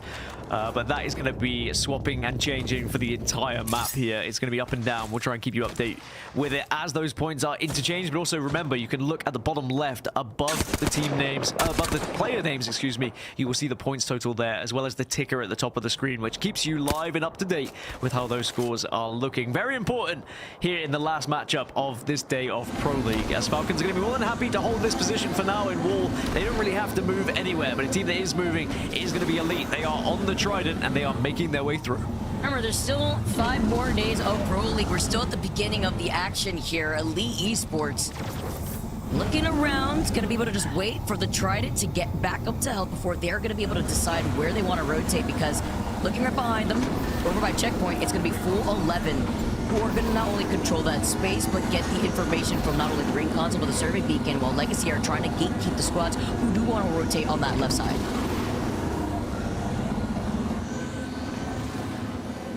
They're going to go through the choke at the moment. I imagine they could push through. They probably want to try and hit a few harvesters on their way, as well as potential survey beacons too.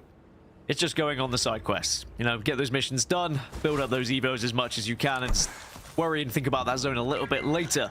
Now for Team Liquid, it was a very slow start for them. They struggled on Olympus, certainly. Then they had a better game in match 4, and now they find themselves in 11th place on 25 points. They certainly aren't going to win today's action, but they still have an opportunity to surge up those leaderboards and give themselves more overall points to try and put themselves in a better position in the overalls on Pro League. I do think it is going to take time. I mean, one change isn't going to suddenly work instantly for a team like this, but they are definitely going to be a threat, especially when we start to think about match point and think about experience from all 3 of these players. It's about the growing pains. We have to highlight it, right? And, you know, when we kind of make jokes about how crazy Roster Mania was, which thank God those rules came in place, it really begs the question of, okay, how long do you have to stick together to find that cohesion as a team? And Team Liquid, very slow start, but definitely waking up on Storm Point. They made their rotate here, uncontested on the choke, from underneath the tunnels up on the hill that leads out of Zeus Station, and as long as they clear their backs, they can gatekeep some of the squads that may also want to rotate around the wall side. Command Center has already been congested. There's like 3 or 4 teams already here, Zest being one of them, are looking at Unreal Nightmare and HPM also on the outskirts. Liquid actually ended up in a really good position after the rotation too, as now you mentioned this could be a very important fight for Flat in particular. Zest struggling a little bit. Unreal Nightmare also getting involved in this one as well. And there's so many seers in the lobby, and when you hit one of those queues, it's always a good feeling, but also gives you that extra little bit of info and denies the abilities of your opponent, as Unreal Nightmare are going to get aggressive and push in. Flat still watching on and maybe waiting in the wings of this one, but haven't engaged just yet. Perhaps didn't feel like the time was right. And Future 2 finding another member of Elite and even getting the finishing blow. This only leaves Dark as a solo. He's trying to zip away. And literally one shot here, he was able to at least get his shield up to health, but hopefully he is able to get these banners. He's got to go to a replicator now, and this forces Elite, after we saw them trying to take a roundabout rotation through checkpoint, now getting held by full 11 when originally they were holding the other side of the checkpoint joke. But I thought here, in terms of their goals, Gaskin, that they wanted to try to play for that objective, right? You're going to be able to go from the southern side of Cedo. There's no replicator there, but there is one closer to Cascade. This is such an unreal chase, by the way, on the last remaining player of Zest. No. They're in 20th place. They're already dead. Why are we kicking them while they're down? But sadly, that will be their day done, and a pretty unimpressive 20th place finish for them, sadly, but I'm sure they'll come back bigger and better next time. As for Unreal Nightmare, they wanted the extra KP. They are one of those teams who need a big old game to find their way a little bit further up on these leaderboards, so I don't blame them for chasing. And now they have the almost entire southeast side of the map here that they can move on in, and maybe they'll go for a similar rotation on that eastern side and try and cut behind some of these teams. Yeah, right, your game one winners here, kind of being quiet here, and with the Apex drive-by, the Apex GTA status, and they're able to get at least some free KP. They need it.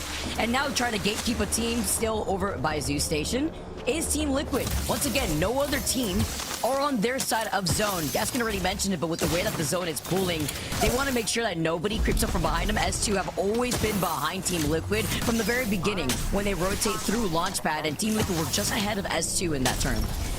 I mean, one opportunity would be for S2 after that win as well. Elite. I mean, Zach Mazer, we know the history of that man and just what he can achieve and what an impressive player Zach Mazer is. And you pick up players like Carter and Lord of the Rings or Loto, whatever you want to go for. And this really is a team that is full of everything you could want in 3 players. Every role is filled successfully, and they all have such versatility on their legends as well. I'm not really surprised that they are at the top of the leaderboards. I'm sure that Dia will be happy as well. One of the biggest Zach Mazer fans in the world, it would seem. Anytime there's a prediction available, he's going for Zach Mazer, baby. But S2 are going to have to continue to move here, and sadly, Liquid will be waiting for them, depending on which route they take.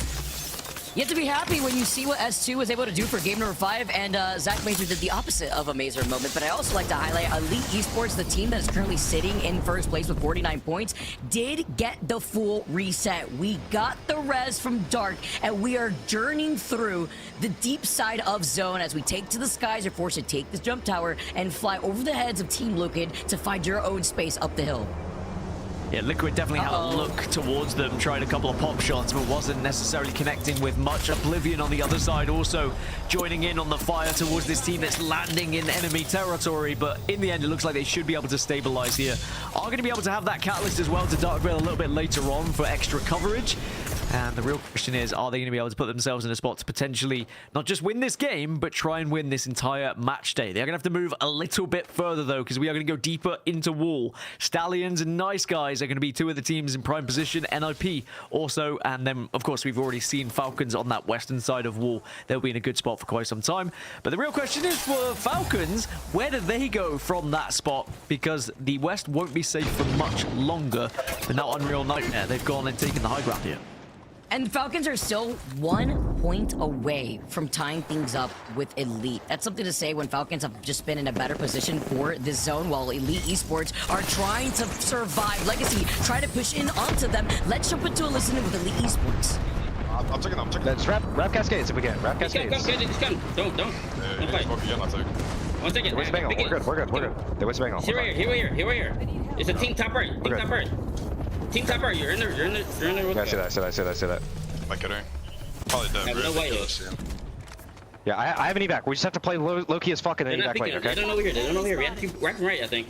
Carmi? It's right in front of me. Hold 3 man. Shoot it. Blow him up. Elite bullet, elite. Giving them. Okay, play for these kills. Back one right here. He's 1 3. Yeah, I'm playing for kills on this. Through that, they're Valkyrie, just chill. Oh fuck, we need evac. Pushing evac. Just take this, we literally just have to take this and pray. Oh, we're fucking dead. Keep walking in, fuck it. Keep walking in. I'm dead as all. Taking the evac. They're walking in on you, Dark, I'm good here, I'm playing here. You're gonna die, probably. They're all walking in here, Dark. Right here, watch out. On your right. I'm just dead, bro. I just have to take this evac tower and pray. The worst position to be in if you're elite trying to fight your way into the zone. There are 5 other teams waiting for them. The exhibit is out and everything is exposed as Dig unfortunately goes down next and Dark is just praying he cannot make it in and elite go down. They were in first place and as more teams drop, this allows Falcons to move up as they're sitting in first now. If we go down together is how it felt with Elite. Sadly, they fall. Remember, they were in first place, but it's not going to be for much longer as now placement points starting to arrive for teams getting into the top 15. We just saw 3 squads get eliminated at once, though. SRC going to be alive. Unreal Nightmare will be eliminated. That's going to be the end of their day as well. Started so well, but sadly just dropped off a little bit the further we got into it. And Source Gaming going to utilize this Dark Veil to just create a little bit of space on this southern side, but they are going to be focused and peppered in the back at the moment. But they finally find somewhere to call home. Is it gonna be enough though here? Now, as Source Gaming have to move into that next zone, guess who has free pathing? Team Liquid, who are coming from the mountainside, and Purple Slushee, who really banked out on that northern building that we saw our previous team win on originally here, with Flat trying to sit up on the high ground and then Stallions coming through. Now have to move up, and Flat are kind of hanging out in the corner behind these rampart walls leading inside the wall. You said guess who? I was gonna guess, and you just spoiled the answer for me straight away. Oh, if it makes you feel any better, I wasn't gonna say Liquid. I was probably gonna say someone else. So I'm glad I didn't get to look wrong. Anyway, Liquid have been able to path their way through. Flat also have found somewhere to at least set up shop here with Rampart as well. So they're just making sure they're protected from that southern side. It's gonna be Purple Slushee who are gonna be their main problem. Now I asked the question, and I guess I didn't give you the chance to answer either, Vicky, of where would Falcons go? And it looks like they've answered it for us. They've headed to the southern side here. They're gonna try and get closer to the buildings that Stallions find themselves in, which is going to be good because that's where the zone is going. I think it's important to note how, a handful of teams have been rocking the Seer. I think we have 4 Seers, or 5 Seers rather, in this lobby to give them that information. As one of the teams not rocking the Falcons now could inch forward into this next zone, even if they have to play outside of a building. But taking to the skies is S2. Let's see where Zach Mazer brings the rest of the squad, because currently Sacred, they try to poke, but oh my goodness, with the drive-by, Stallions have to back away. They try to fully collapse on them Flat, diving on top of their heads here. That one member looking if split, and Falcons get eliminated. Falcons go down, and it was Stallions who get the job done as well. So Stallions now take prime position here. They're in 3rd place, but they are only a point behind both Elite and Falcons, who have now been eliminated from the game. Falcons probably have given up their chances of winning today's match day, because now Stallions just have to pretty much survive a couple of placements and they would be good. But remember, S2 also in the equation here on 48 points, just a point behind as well. And now they're pushing onto NIP, but Kai's gone down here. Oh no, and kind of blocking his line of sight when he was trying to yeet out the Arc Star, but it's fine. He still finds Cole. That's a big pickup. It's only up to Zach Mazer, but he can't turn around in time. Lord of the Rings has to make a crazy play. Popping the shield back for now. He's got the gold extended light mag on the R9, but lacking in some health. Source Gaming in the feed to get eliminated, but all 3 men from NIP are up. Do you play for placement at this point? S2 try to make a big play happen, and now they're down to a solo. NIP on a late run here in match 6. I said it was a slightly outside chance, but if they have a big game, they could do it. And now they find themselves on 43 points. They are only 5 points off of Stallions, who are the next threat, but of course 6 points off of Falcons, who currently are in first, but they are eliminated. S2, their chances of winning might have been diminished here with their previous fight, but Lota is definitely going to try and survive and see if he can maybe pluck off a point or two, as Team Liquid starting to push in onto Oblivion, who are down to just fun, and sadly, it's not going to be very much fun for him because now all the missiles start to swarm in, and it looks like Oblivion are going to be meeting their end soon. It's so crazy to see Stallions. Not only were they able to wipe out Falcons with some help from Flat taking over to the skies, but they are now so close to taking over that first place spot. They are at 48 points with how tight the top end of this lobby was looking. Loader somehow still alive. He's only got 94 bullets in the reserve for this R9. He's sliding around seeing what can he do, where can he play. Nice Guys also looking up at that solo, forcing Loader to just dive down behind the fence line. Nice Guys may be hungry, but they have to make sure that Stallions do not wrap on their south side.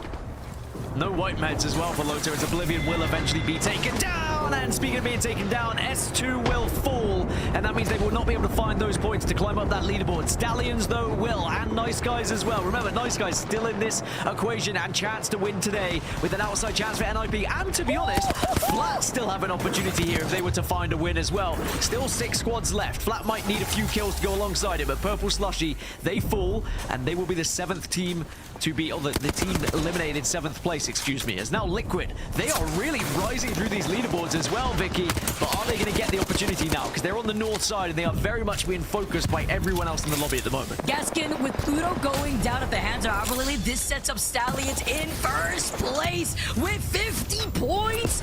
This is another one of those Stallion maps. Oh my goodness, that nade from Sang finds 2 knocks onto Team Liquid. Almost like a caster curse, Gaskin here. You were just talking about how they've been able to get so many points, but they are isolated, which is important if they want to try to go for a reset, unless Nice Guys has other plans. Nice Guys definitely have plans to try and do something themselves. Sang had the incredible grenade previously, but now it's the R9 that he relies on. His Team Liquid will be wiped in 6th. So we are down to our last 5 in our final match. And we still have the potential for so many of these squads to take this entire day. Nice on 53 points. Stallions on 51. You've got NIP as outsiders on 45. Flat on 42. And I think HUSS a little bit too far away on 36. But they can certainly still impact how this final zone is going to go. Hold on, Sang with the 3K, a quick little deadlift there to put them in first place over Stallions, who are still alive. 2 of them were originally on that blue Evo shield, but it's fine. They get the next knock, and they're looking forward, looking to the right side to make sure nobody wraps up aside from them, and it's going to be Nice Guys who are aware. HUSS, NIP, Flat are trying to coexist in this building while this fight is happening between first and second place. I like the positioning from Stallions at the moment because they have this ledge that they can work with, but their main concern is if Nice Guys decide to send it, and Nice Guys considered it, but that is a great way to force them back. NIP eliminated. They're not going to be able to win this match day, but it was a fantastic effort to try and catch up the lobby leaders. So eyes over to Nice Guys and Stallions for now, and Stallions continue to push through, and Alb gets the knock. Alb is going crazy today. This is the Alb that I remember in true form. Finding Sang, 4 squads left, but they have to try to get this KP quickly because it's not like Stallions were able to win a game like Nice Guys. They cannot tie up here in terms of their score or they'll stay in the 2nd place spot. Taking this nice and slow. The calm before the storm as Kimchi is up on the high ground together with the rest of HUSS and Nice Guys mirroring that. We take to the skies on the Valkyrie. Where will we go? That Dark Veil is going to be important, though, to cut this circle in half. And as you said, up into the skies means that HUSS could impact this final zone. Wherever they land, they could ruin someone's game and help someone else's. Nice Guys wait. Stallions from above will be able to kill the remainder of those players who did come down. And sadly, HUSS will fall. But Stallions, maybe the damage has been done against them here. HUSS might have just ruined their chances. Still alive! They're still alive, but so are Nice Guys here, and they're getting more KP back to back. This is insane. It's only up to Cody. 3 squads left. Nice Guys. Skittle now. Stallions. The fact that they're still here means that they get the dub and they finish in that first place spot. Skill cakes you absolute beauty. Pulls off a madness there. And Stallions will take the victory and take the match day here as well with 64 points. They started well, they ended well. Wow. And they have just been able to sandwich this day with such an impressive victory. And I tell you what, this squad, we have to keep an eye out for them because we already knew Alb and Skittle Cakes were going to be an incredible duo together, but you add Sacred to that. And boy, oh boy, I can't wait to see how they progress through Pro League.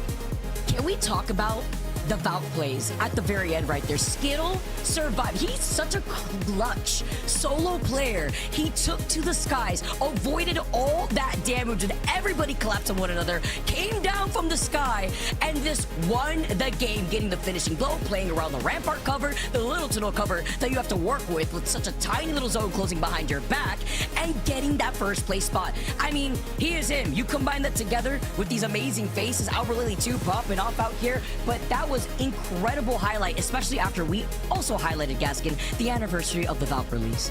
I was going to say, yeah, the anniversary, and we see yet another incredible Valkyrie play and just how important that legend could be in the right hands. In the end, it was a game-winning and match-day winning play from Skittlecakes, but it was about the fact they got there. They got into that position.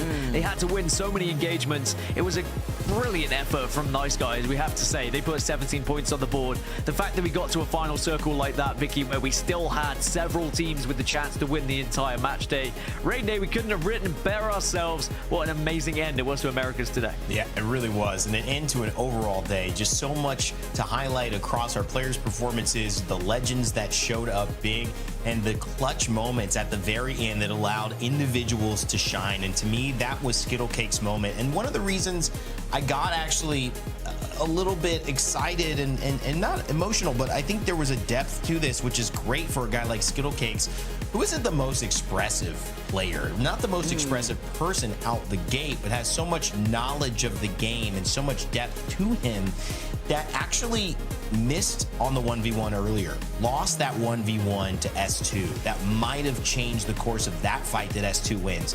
Has the chance to redeem the team, and in the most important circumstances possible. And it just goes to show sometimes that letdown, that thing that doesn't go your way, that you're saying, well, that's just killed my pathway to a life I want, a situation I want.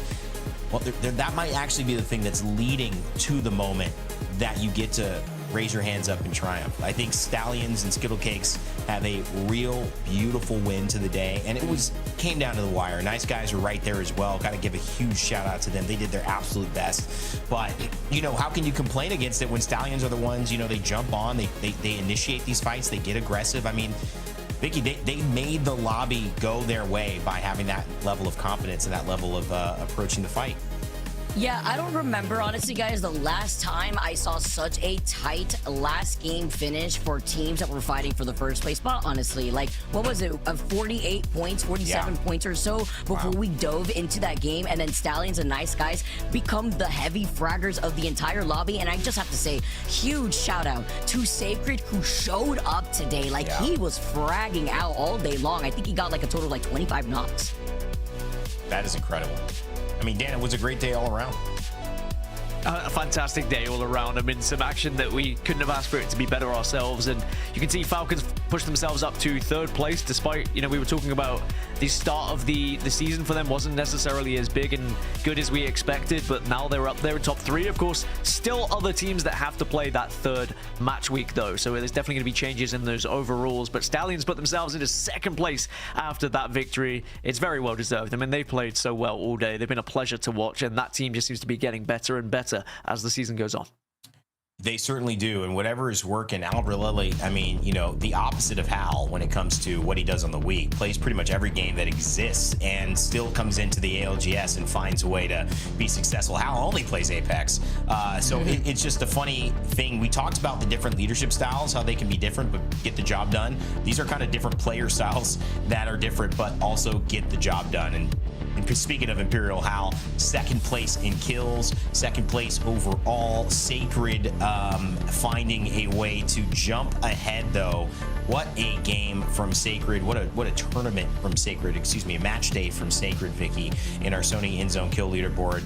Well out front, but a lot of great moments from Stallions across the board. Maybe he just was that little bit of a difference in general, though, with these fights. I definitely agree. I mean, every single time Sacred was right there, that was crazy too. We were talking about like the all-star lineup and getting the mythic bin into getting a gold R9 and then the G7, but it didn't even end there, right? Wingman in hand, they were just trying to clutch up every single time. But when it comes to fraggers, I'm scared on the other side of the opposition of Sacred because the way he even plays movement, repositioning himself, this is such a good example of a clip of a player who has that self-awareness. Like, he literally is sharking behind how these are all his highlights from just one match day alone. Yeah, it's kind of crazy to think about it. Something flashed in my mind of, you know, all these new players coming into this, like Sacred, and being a part of our league and dominating, you know, with their youth. And I think back 7 years ago, and, you know, Sacred's probably in high school at that point. I actually don't know how old Sacred is, so maybe not. But at the end of the day, the very close first... to it, yeah.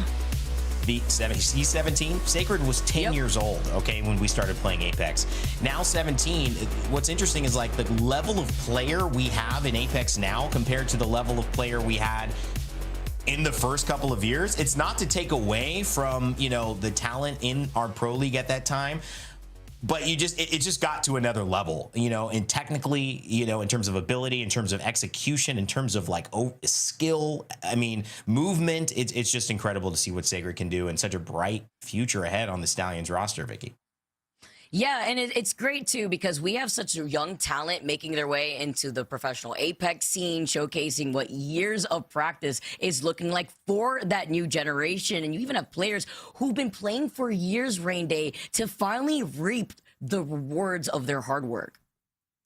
It certainly is exciting. I mean, one of the great things about it too is that when we get to have moments like this in the Pro League, what you should get excited about is when we've already announced where we're going to land, but when we announce the tickets, to be able to show up at an event, meet these players, because it's often a surreal experience, especially for those in the 17, 18s. I remember when Enemy was in LA and his mom was there, and he was around 17 years old at the time playing for Disguised Host team, and it was just such a great experience to see someone that young take in the stadium, in the back of the stands, realize what he's created. And now hopefully that continues for a lot of our young pros here, and we're only 4 match days in so far, so very, very exciting stuff.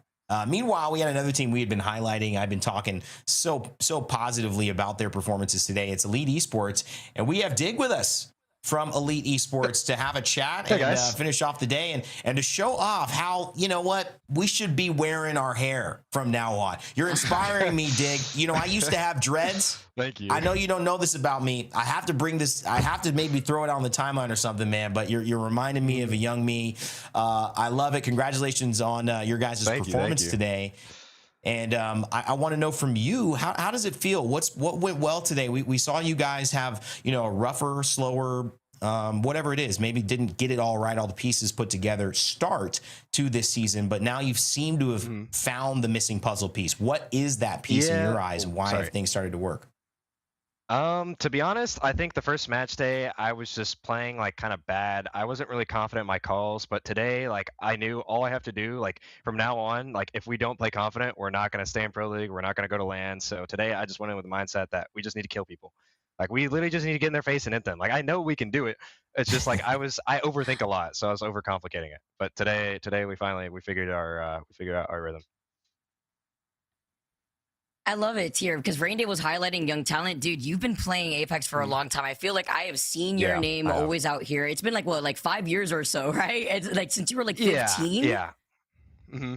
Yeah, that's incredible. And look at the results that you're getting right now. I mean, can you kind of walk us through that journey mentally, though, and your journey on how you were able to get to the mindset being a young 15-year-old kid here? You're, I believe, 20 years old now, and we're talking about young talent, and how you've been able to get to the spot that you're in right now.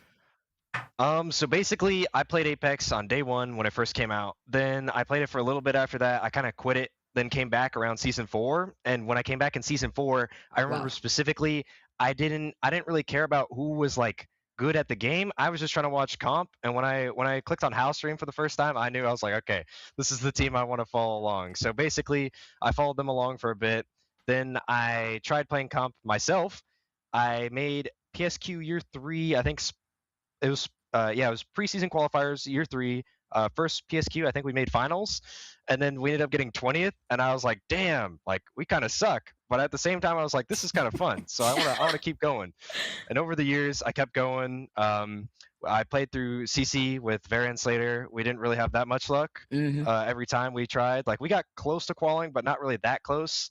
I remember I was 1 point, actually my first year, I skipped that part. In my first year, in year 3, in the Pro League qualifiers for Split 2, I was 1 point off with Slater and Artsy. We were literally 1 point off qualifying for Pro League in my first ever split competing. And then after that, like I said, I was in CC for a bit. And then I found my first bit of success with Legatron and Vlorzy. We qualified through the preseason qualifiers in year 5. Then we went to the Open and we got top 30. And I was like, okay, like my first LAN, I got higher than like a lot of people. Granted, like it was easier LAN to qual for, but it was definitely harder to advance with how many rounds you had to play with the side stages and whatnot. Yeah.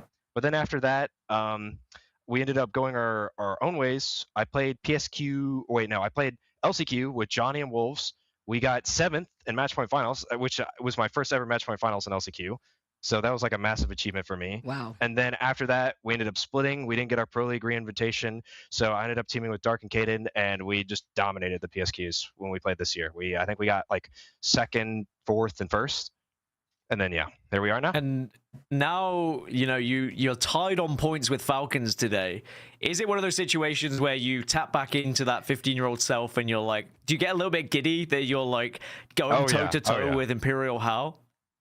I was so excited, even though we got 4th. I was like, damn, I wish we could have gotten higher. But honestly, a 4th place, I'll take it. Like, it would have been nice to win the day. Like, I would have been freaking out. But like, I'm not mad about that. A 4th place is really massive for us. And it's something to play for as well. I mean, I got to say, you probably don't need much more motivation. You seem pretty self-motivated because either you have a photographic memory to remember every single place you got over your like 5-year career. You were saying 7th, 13th, 12th. I'm like, how does he remember the exact place every time? Or it means that much to you. And I think it does. Clearly, you've got a vision for where you want to go. I'll leave you with that. And I want to ask a bigger question again that you can feel free to expand on or as short as possible. What does the journey now look like for you, Dig? You've kind of found yourself here. You're getting interviewed. You know, you're tied with Falcons. Let's say you've settled in. What does it look like now? What do you want to achieve with 6 match days left, and obviously potentially your first official LAN kind of outside of the open qualifying style up on the horizon? Honestly, I want to do great. I want to go to LAN. I want to go to every LAN this year. Like, I'm really excited. I love this game too much. I put too many hours into it to not qual, so I'm really trying my hardest this year. Like, I really want it. You just got it, man. Listen, I'll tell you one thing. When I played soccer, the dreads, they were a calling card. Everybody knew that was I didn't wear the yellow cleats, but I had the dreads. So you can always point me out. If you make it to LAN, you're going to be easy spots. So you got to get your signature ready for all the fans, because they're going to be seeing you when you're walking down. I was going to shave the pro before today too. I was going to shave it yesterday, but I guess this might be a good luck sign to keep it. Maybe I got to keep it now. This is. You got to keep it, man. At least until LAN. How about that? I appreciate you, Dig. It was awesome to talk with you, brother. Honestly, do whatever you want with the hair. Don't let me influence you that much. But it's real fun to talk with you. And a great job today. We look forward to chatting with you more this Pro League. All right. Thank you, guys. All right, Dig. He is part of Elite Esports, who have a great day today.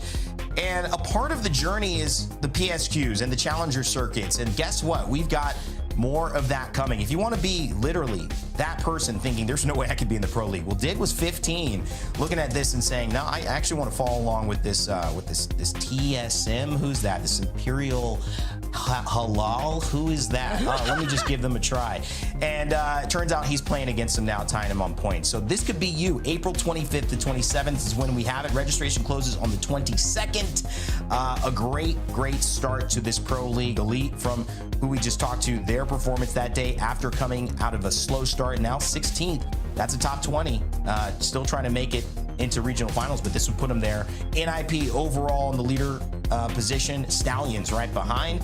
Falcons full 11 stay close together in 3rd and 4th. And Team Liquid push themselves into 5th. But Vicky, it is close in that top 10. 2 points separates not only 7th place, but all the way down to about 12th. It kind of reflects similarly to what kind of games we had in our hands today, right, Rain? Because even looking at the very end, man, 2 teams going side by side, lasting in the end zone. I mean, that could be a difference between your team skyrocketing in the overall standings here, and it really does give you some room to breathe. NIP leading the way just for a tad bit right now, but Stallions definitely have to be feeling good about that one. Yeah, certainly a great day for Stallions, and I think this to me was kind of a Red Bull, so to speak. I think we gave some wings to America and this region, especially in this match day where, you know, we had some teams who hadn't been performing, clearly had been disappointed in themselves, Dan. And really, we're looking at, all right, well, is this the fluke or is this how we're really going to go? Have we messed up and we're not bringing it back? Or are we going to find that little bit of momentum to get on top again, or at least feel like we can make a move in this league? I feel like the teams that needed it got it. And that just sets us up for, 2 more match days in the second part of our round robin, where there's, I think, even more competition on the horizon. Yeah, I think the teams who needed it got it. The teams who didn't need it didn't get it. So it's going to set up for a very tight kind of next few match days as well, where every single point is going to be so important. And certainly we learned that America's very tight at the moment. The fact we had so many teams still alive going into Zone 3, going into Zone 4, sometimes even Zone 5, there's a lot of respect in this region as well, as everyone knows that every single fight is going to be difficult. There isn't going to be an easy one. Final thought from me with I think Dig looks like a young Jayhawk if he had an afro. Yeah, okay. And kind of talk like, you know what, if you think about it, if you listen to him, I think he does. So maybe there's an analyst future for Dig as well going forward. We'll have to see. It could be. You never know. I like it. Plus, he's very, very well-spoken and articulate off the cuff, and I think he's got a future somewhere in the esports scene. Vicky, your final thoughts here, closing out a great day of America's Apex. Hey, it's only day number 4. I highlighted in the broadcast, Rain. I'm so happy to be back alongside this amazing team, but it's even better to see how a lot of these players evolve, because if anything, looking at what we had from Dig and what he just gave as a speech to the rest of you guys at home also trying to shoot your shot, there's a lot in store for us, because we have not only the Gippy Dome bubbles, the different weapon metas that we have across so many different regions, but I'm excited to see how that continues to evolve while we have so many more match days to come. Well, it's been great working with you both. I know it's been a long few days for everyone here, and obviously you guys have been putting in the hours, but welcome back. Your first match day of the first split of the year. We'll be seeing you much more often, Vicky and Gaskin. But we'll say goodbye for now, and we'll say goodbye to all of you, chat, as well. We are so thankful and appreciative for you guys being here and being a part of this show. And most importantly, we want to give a huge shout out to EA and Respawn for making this lovely game. From all of us on a production side, from all of us on the talent team as well, and all of the players who put on the show that we get to watch and talk about. We appreciate you. We love you. We want to remind you to never give up, never stop gaming, and we will see you all next time.